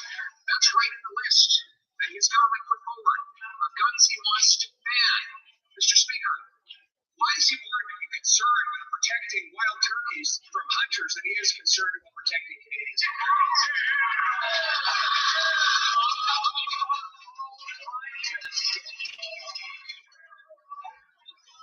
We see once again that the Conservative Party is deep in the pockets of the American gun lobby. The reality is, Canadians know that we can continue to respect law-abiding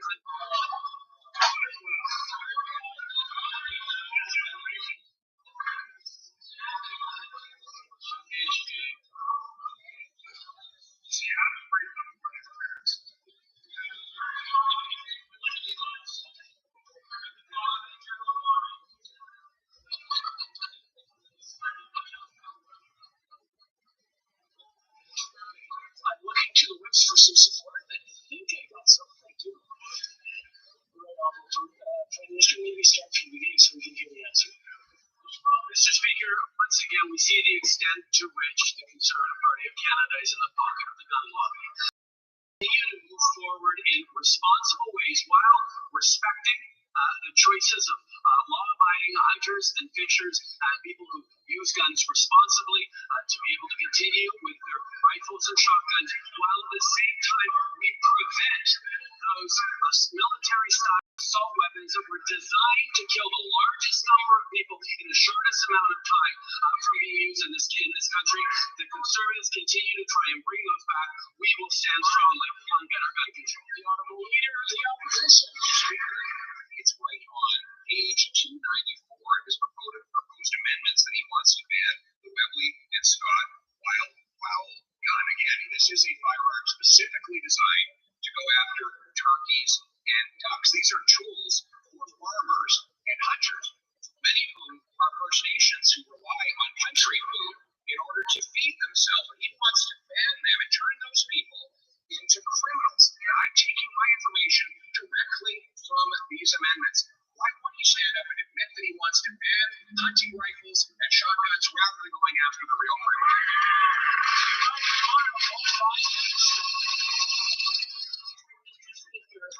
Again, the Conservatives do a good job of talking about their supposed tough on crime agenda, and that single-minded approach they have is unfortunately wrong. As we see, supposedly tough on crime legislation that keeps getting struck down by the courts doesn't do a thing to keep our communities safer. That's why we're focused on smart legislation to ensure that Canadians are protected and making sure that our communities are safer. We're going to continue to move forward on responsible gun control while respecting the rights of law-abiding hunters and farmers. Leader of the Opposition. Surveys done. Mr. Speaker, the Prime Minister is ignoring a 32% increase in violent crime and a 90% increase in gang violence. His solution to those is to ban hunting rifles that our farmers and Indigenous people and rural folks use. Mr. Speaker, when will the Prime Minister finally target targeting our hunters and our farmers. The Right Honorable Prime Minister. Mr. Speaker, our Bill C5, which the Conservatives voted against, made it possible for judges to increase sentences for hardened criminals. It gave judges the flexibility to ensure that criminals are punished and jailed, while at the same time respecting the legal principles that apply to all. We will continue to put forward legislation that will protect our communities, while the Conservatives keep trying to bring assault weapons back into our communities. The Honourable Member for Vallée-Chambly.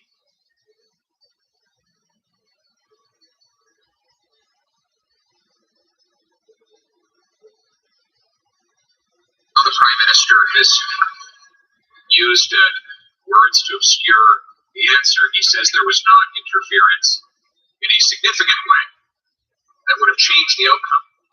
Was there any interference of any kind? The Right Honourable Prime Minister. As our intelligence services have highlighted many times in many different forms for Canadians, interference in Canadians' affairs by foreign powers is an ongoing thing, whether it's cyber interference, whether it's interference with communities here in Canada, whether it's attempts to influence the media. These are things that go on an ongoing basis, and things that our intelligence agencies and police agencies work very, very hard to counter, but Canadians can be reassured that the integrity of our elections was not compromised. The Honourable Leader of the Opposition. He still won't answer the question.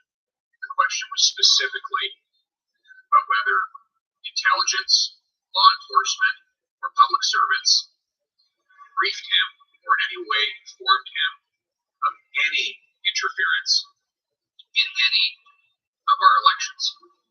The Right Honourable Prime Minister.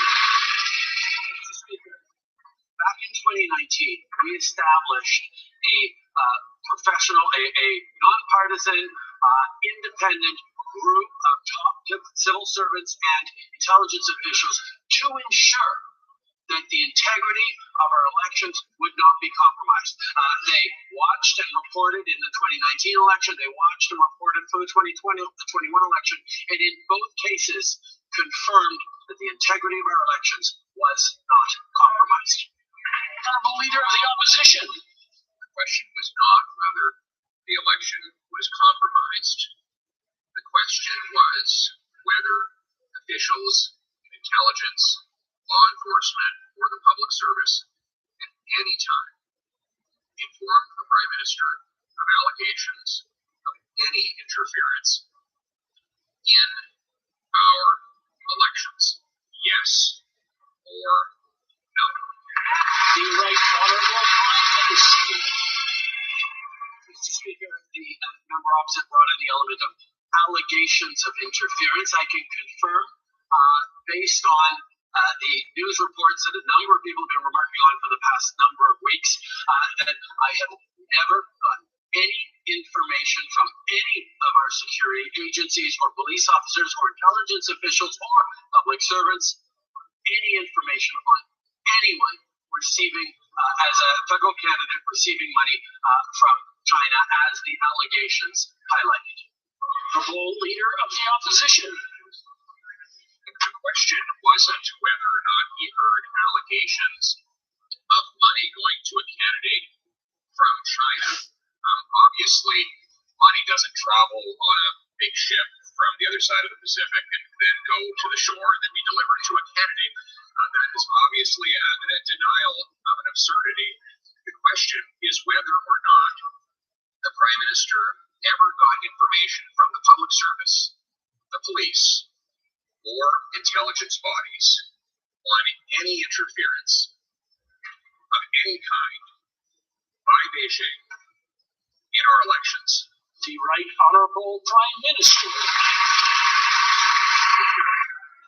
I got a report back from our panel that was established, the experts established in the national security agencies, to report back on whether or not our elections were subject to foreign interference, and they confirmed that the elections were held in full integrity. The outcome was not impacted. The Canadians can have full confidence in the integrity of our elections in 2019 and 2021. L'honorable député de Belleuil-Champ.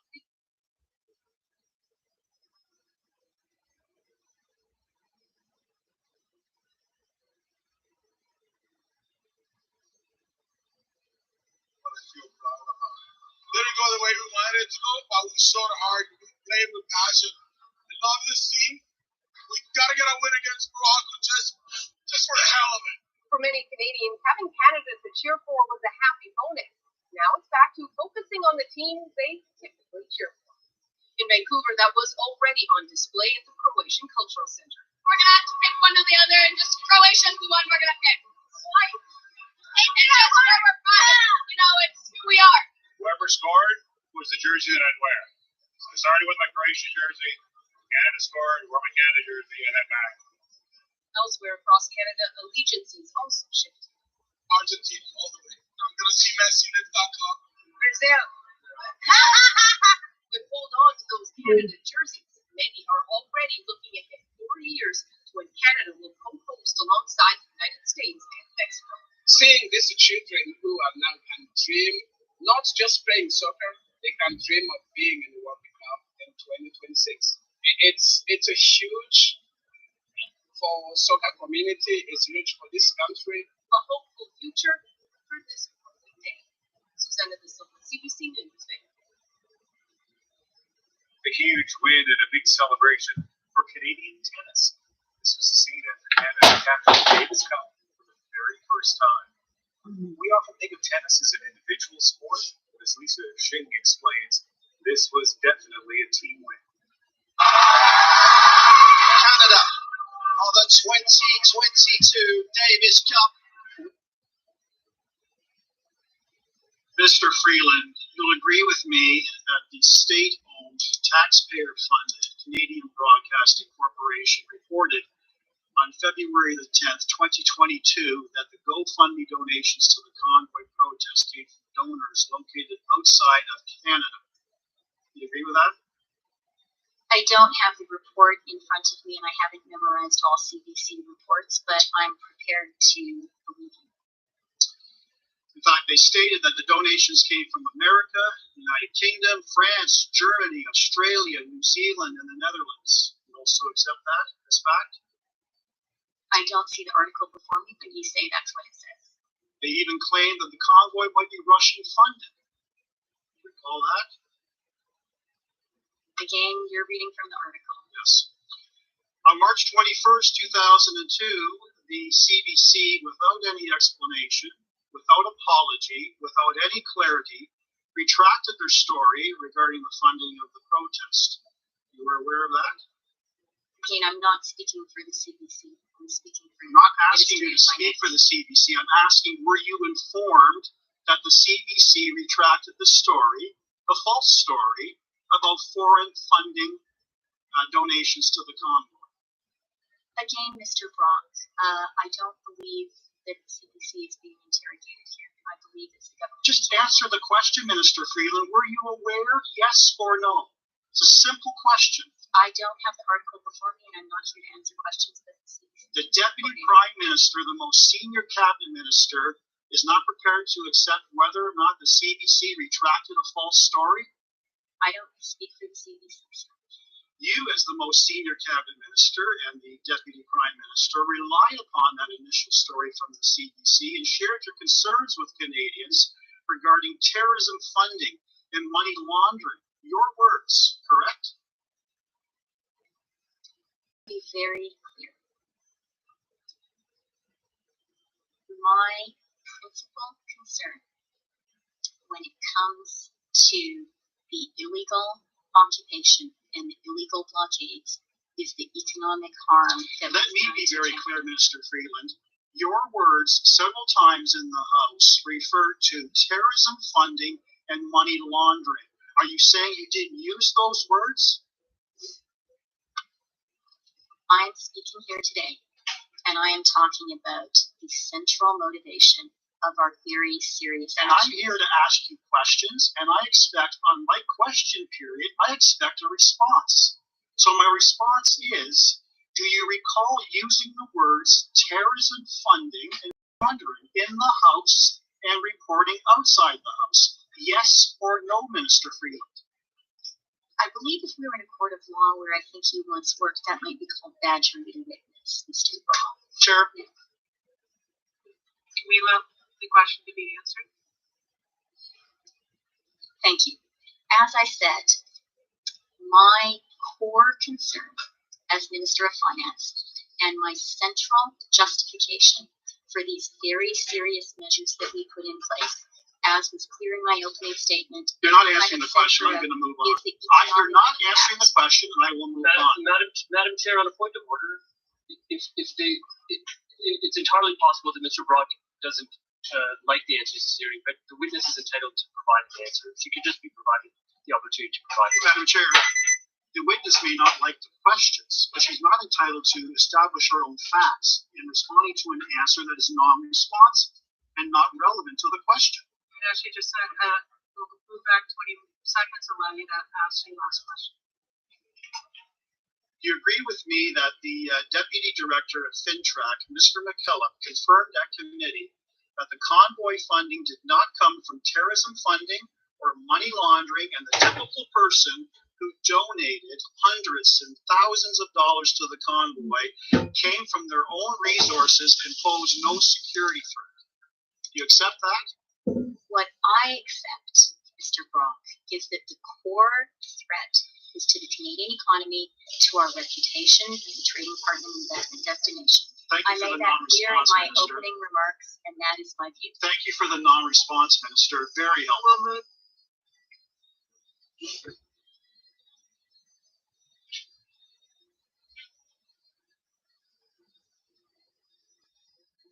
To generous philanthropic contributions from viewers like you. Thank you for supporting TVO's journalism. Food prices have gone up and up and up this year. Some point fingers at grocers, others at climate change and war-era supply constraints. Tonight, why is your weekly grocery bill ballooning? Then, author and longtime weather presenter Chris St. Clair is here on his new book, Weather Permitting, and the storms that defined his career. It's Wednesday, November 30th, and that's ahead on the agenda.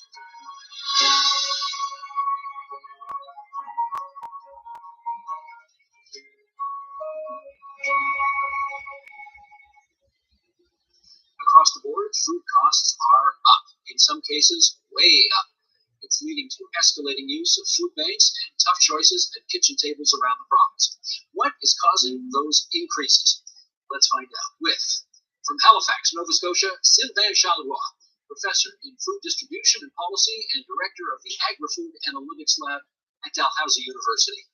In the nation's capital, Ian Lee, associate professor at the Sprott School of Business at Carleton University. And back here in our studio, Sheila Blanc, senior economist with the Canadian Centre for Policy Alternatives, and D.T. Cochrane, economist and policy researcher at the nonprofit advocacy organization Canadians for Tax Fairness. I'm happy to welcome you two here at the studio. You back for what is undoubtedly your 80th visit or something. D.T., for the first time, great to have you here. And our friends out of town, it's great to see you again as well. I am going to start by asking our director, Sheldon Osmond, to bring up some of these gory details, which everybody, I'm sure, is all too well aware of.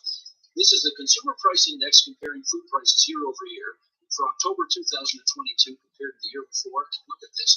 Dairy products and eggs are up by almost 11%. And within that category, butter is up year over year by more than 20%, eggs up by almost 14%, bread and cereal products up by almost 17%, fresh and prepared vegetables up by almost 13%, lettuce up by more than 30%, edible fats and oils up by more than 22%, and overall food prices, including non-alcoholic beverages, are up north of 10% year over year.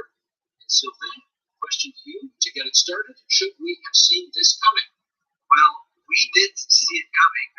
Last December, we presented Canada's food price report with Wells, Saskatchewan, UBC, and we were predicting an increase of 7%. And at the time, Stephen, we were considered as alarmists. If you talk to industry, they were seeing it right away with supply chain problems. The Ukraine really added an extra layer of complexity, of course. So we were predicting higher food prices this year, a higher food inflation rate compared to the general inflation rate. And that's why a lot of people are noticing skyrocketing prices at the grocery store because, yes, prices are higher everywhere in the economy, but it's actually worse at the grocery store. Well, let's get into the reasons for this. And I know all of you could give me multiple reasons for why this is happening, but I'm going to encourage each of you to give me one reason, so you save some of the goodies for everybody else here. Sheila, start us off. One reason why prices are going up. I think a really important one to remember and consider because of the long-term implications is actually the climate crisis. And so we're seeing that in produce prices. We're seeing that really work its way through the supply chain. Ian, how about you? Another reason. I'm going to focus on energy. Stats Canada released a report just 10 days ago focusing on wheat prices, showing that diesel fuel year over year is up 76%. And agriculture, the stats have been showing this for years and years. Agriculture is very, very energy intensive, far beyond its share of economy, share of GDP. And so when oil prices go through the roof, it feeds back into all the supply chains, but it really hits the agricultural supply chain especially hard. Okay, DT, what would you add to that list? I'm going to bring in pricing power and corporate profit margins. The corporations have a lot of ability to set prices, and we're seeing those prices at the grocery store as goods move through the supply chain and corporations along the supply chain add in their profit margins. They're taking the opportunity of the current tumult to increase their profits, which is what they're designed to do. Sylvain, I want to ask you whether the war in Eastern Europe, what impact do you think that's having on the increase in food prices? It's obviously another factor. Everyone on this panel were right. I think what we're seeing here is a sequence of macroeconomic factors contributing to higher food prices. So Sheila mentioned climate change, Ian energy, and of course TG actually mentioned the issue of greedflation, which has been mentioned several times already. The Ukrainian conflict really has impacted a key area of the world. I suspect that most Ontarians and Canadians weren't aware of how much grains were produced in that area. The Ukraine actually is responsible for feeding 400 million people a year. That's a lot of people, and we're actually going through a deficit right now. That's why there's a bit of a crunch when you look at commodities right now. Sheila, what about labor shortages? How much of an impact do you think that has? I don't actually think that labor shortages are the prime driver here. I absolutely think that margins are increasing. It's at the bottom of my list. I would, what everybody said in terms of margins, in terms of the invasion of Ukraine, and what I said about the climate, absolutely, I think are much bigger drivers. And you're actually seeing the adjustment in terms of increased automation and those self-checkouts that some of us love and some of us hate as a response. I'm moving to okay with them. I'm adjusting. Grudgingly. Okay. Absolutely. Ian, how about labor shortages? Where would you put that on the list? I agree with Sheila. Again, I'm just quoting the Stats Canada data. It's the lowest of the price increases when you look at pesticides, chemicals, energy, cost of wheat itself. Labor wages are only up around 6 to 7%, whereas the others are double digit and higher. So the labor wages are not driving food price increases as the cost of wheat and energy are doing. Okay, so then I'm going to guess that probably 98% of people in Ontario do not live on a farm, and so this may be obvious to the 2% that do live on a farm. But spell it out for us. Why would the cost of dairy and eggs be affected if the price of grain goes through the roof? Well, there are a couple of stories there. For one, the Canadian Dairy Commission in Ottawa decided for the first time in many years to increase farm gate milk prices twice this year. First in February with a record 8.4%. That's almost double the previous record. And now in September at 2.5%. So that's almost 11% for the entire year. And that's why the dairy section has become way more expensive compared to last year. When you look at poultry and eggs, you gotta mention the avian flu. I mean, the avian flu has been really impacting poultry and eggs right now, despite supply management, which is supposed to be stabilizing this delicate equilibrium we have between supply and demand. The avian flu really is damaging the sector, both sides of the border, by the way, the United States, Canada, Europe. It's a big problem, and that's why we're paying for it at the grocery store. I want to follow up on something DT said a moment ago. You used a word that I suspect a year ago very few people had ever heard. Greedflation. That's a new one. And here is, I want to put this comment on the record here from Michelle Wassilishin, who's the national spokesperson for the Retail Council of Canada. She reps all the major grocery retailers.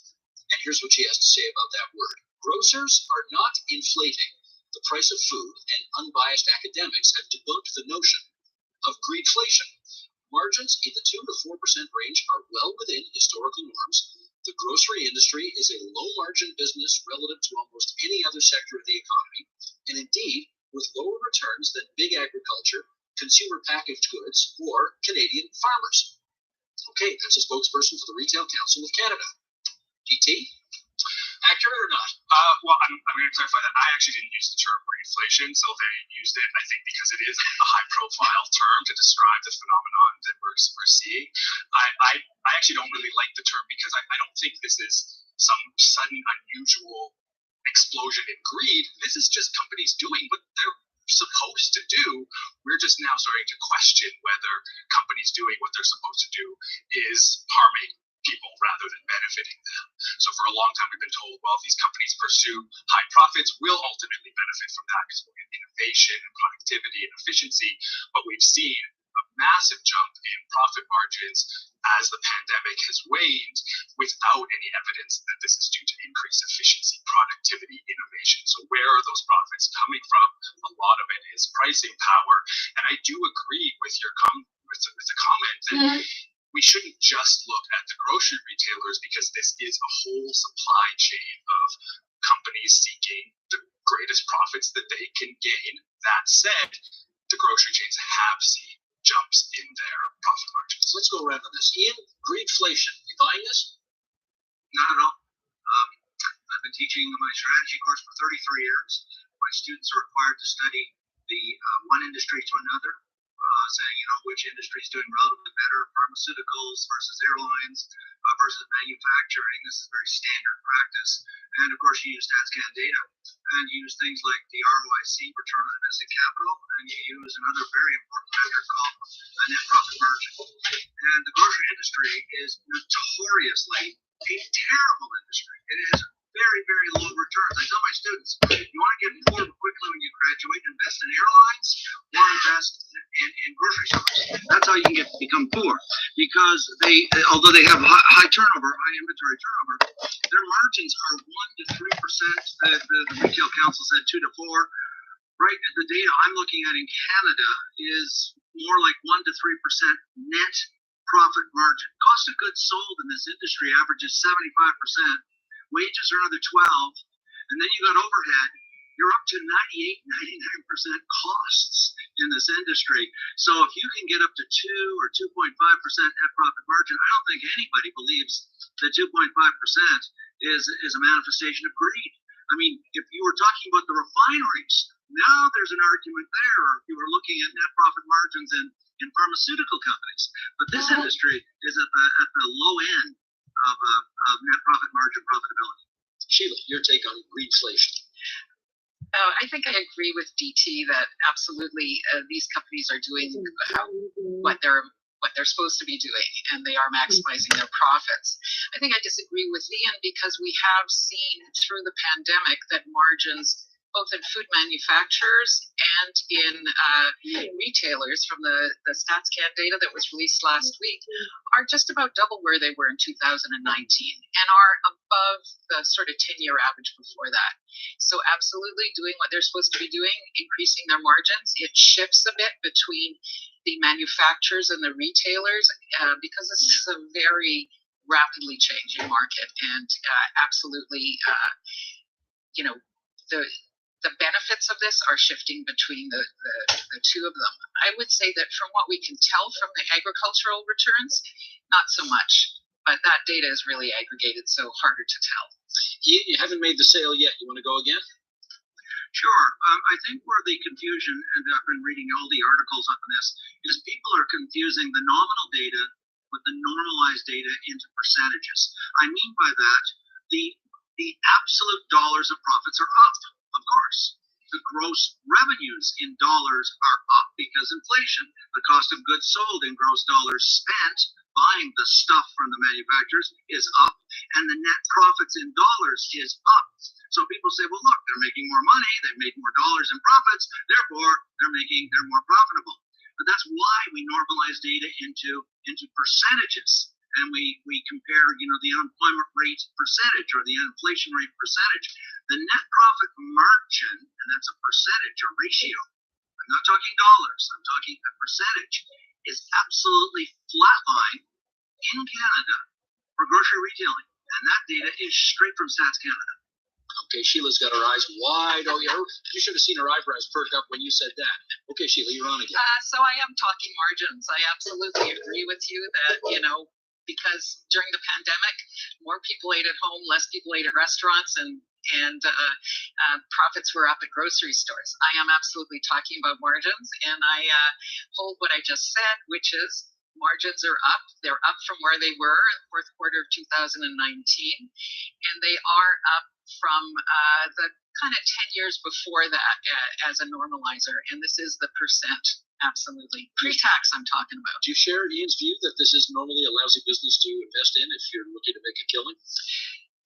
Absolutely. I agree that, that refineries and oil companies and banks are the ones that are making out like bandits in this economy, right? And margins are much lower.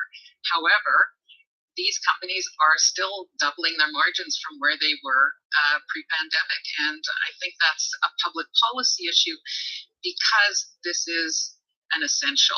And this is an essential that low-income families and individuals spend more of their income on than high-income families. And that's why I think it's a public policy issue. So then we haven't heard from you yet on greedflation. Go ahead. I'm really enjoying this very educated conversation about greedflation, to be honest.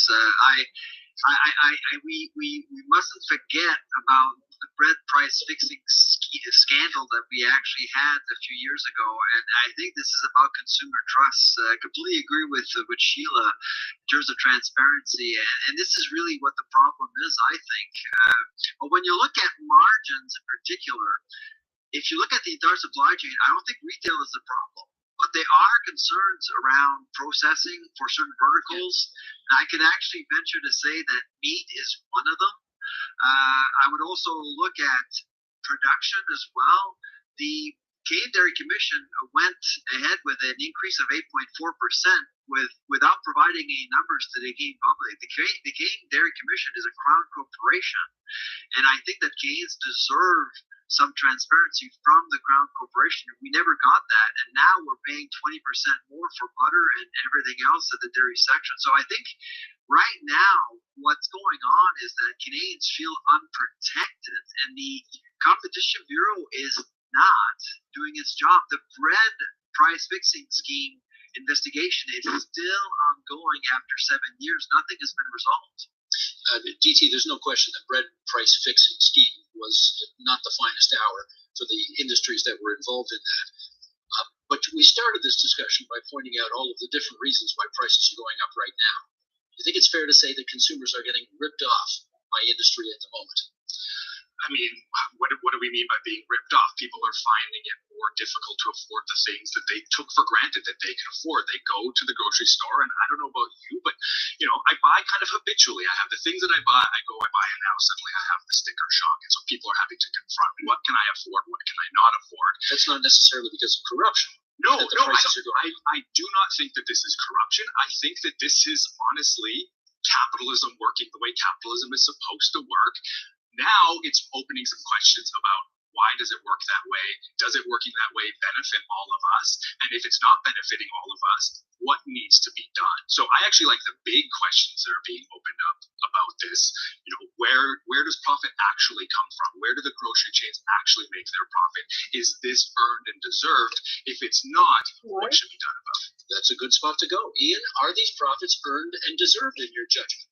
I'm going to have to be the contrarian again, because when using OECD data, and again I'm talking percentages, Canada and the US spend a lower percentage of national income on food than almost any other country in the world. Our food cost as a percentage of our incomes, as opposed to on shelter and transportation and so forth, is around, and Sylvain I'm sure has the precise decimal point, but I think it's 10 to 12%. And there's countries where they're paying 20, 25% of their incomes, some paying 40 and 50. In fact, in less developed countries, it's even higher. And so I'm not trying to rationalize. I don't consult to this industry. I have no relationship with this industry whatsoever. I'm just simply being evidence-based and saying that we are better off in Canada and the States in terms of very low food prices writ large as a percentage of our incomes. And yes, I understand low-income people are really challenged by this. But I'm talking writ large across the society.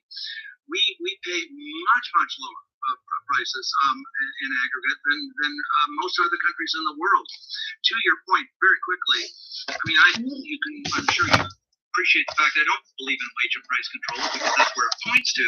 If we think that they're undeserved, unfair, well, that calls for government to go in and set prices. And I think the record on price setting by government. This guy's garage. Like and subscribe. I'm showing you here the operational plan that was by the RCMP, OPP, Ottawa Police, Toronto Police, York and Peel Region Police. Did you see this document? You've never looked at it. I've looked at it since, but I did not see it before. Okay. Okay, when did you take a look at it for the first time? During the inquiry. À savoir? That means when? 2 weeks ago. 2 weeks ago. Donc, il y a 2 semaines. So 2 weeks ago is the first time you saw this plan? Yes. Vous avez noté que... Did you note that it was prepared on February 12th, 2022? So I'd like to note that there is no expectation that I would see a tactical police plan in my job. Okay.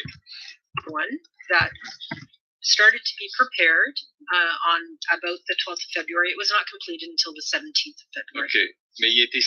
Okay, but was signed on the 12th by all the parties. Yes, but it was not a complete plan. Okay, mais comment vous pouvez dire que c'est pas un plan? How can you say it's not a complete plan? You saw it 2 weeks ago. How can you say you saw it 2 weeks ago? You had never seen this plan ahead of time, and you testified to say that it wasn't a complete plan. How can you say that? Because it was not a complete plan with resources and an understanding of how it would be used. The complete plan was ready on the 17th. Okay, vous avez témoigné. Okay, you testified to the fact that on February 13th you provided the factual situation. A full picture of the factual situation to cabinet. How can you say that you provided a full picture of the factual situation when there's a plan prepared by police services? You didn't even know the existence of which. So I provided the information that I was given by all the agencies involved. They all were at the table when I provided that information. That plan was not complete. Have you noticed that they don't mention you in the plan? I'm not a part of the policing infrastructure. Okay, have you noticed that they're referring to none of your organizations? They don't even refer to the public safety minister nor to the prime minister? Right, because it's a policing tactical plan. We're not part of the policing. Is it possible that the plan might have been operational, functional, it did not require you? I'm not sure what your question is. The question is simple. If they don't mention you in the plan, it might be because they don't need you. I'm not a police officer. Okay. I don't purport to be a... Okay, if I were to tell you that the plan as such is the plan that was applied, enforced after February 14th. The plan that was enforced on February 17th included elements of the new authorities in the Emergencies Act. Okay. And what are the elements of the plan that were enforced after February 14th? I can't answer that question for you. That's for the police chief. Je comprends. I understand why you can't answer, because you didn't know. Comment expliquer how to explain that you're the advisor to the Prime Minister of Canada on national security, and that you don't look out in the fields in contact with police services what they are preparing as a plan? You've misrepresented what I've said. I reported what the RCMP told me and what the other agencies in the national security environment in this federal infrastructure reported to me. And so if there was a plan and I wasn't told, that's one thing. If there was a plan that could have been executed, then it was somebody else's responsibility. I'm not the chief of police for the federal government. Non, mais vous conseillez le président. Oh, but you are the advisor to the Prime Minister on national security. Did you speak to Lucky, Madame Lucky from the RCMP, to say, hey, you had a plan signed by your own service, and you never advised me of the fact there was a plan? Did you give her a hard time about it? Any conversation I've had with Commissioner Lucky is private.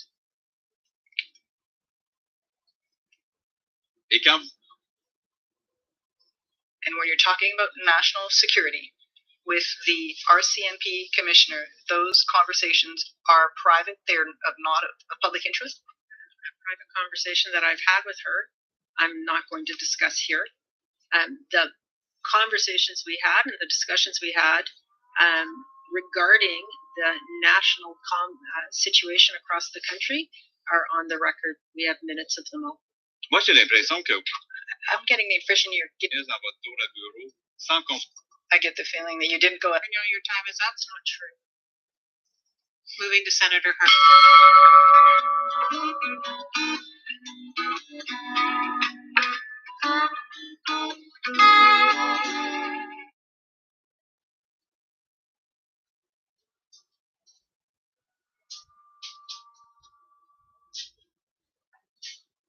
Something that we've been talking about for a very long time. And I think when you get to the point where you're deciding to leave a place that you've lived in for a very long time to another place because you just can't afford to make ends meet. Marissa, when you were making this decision,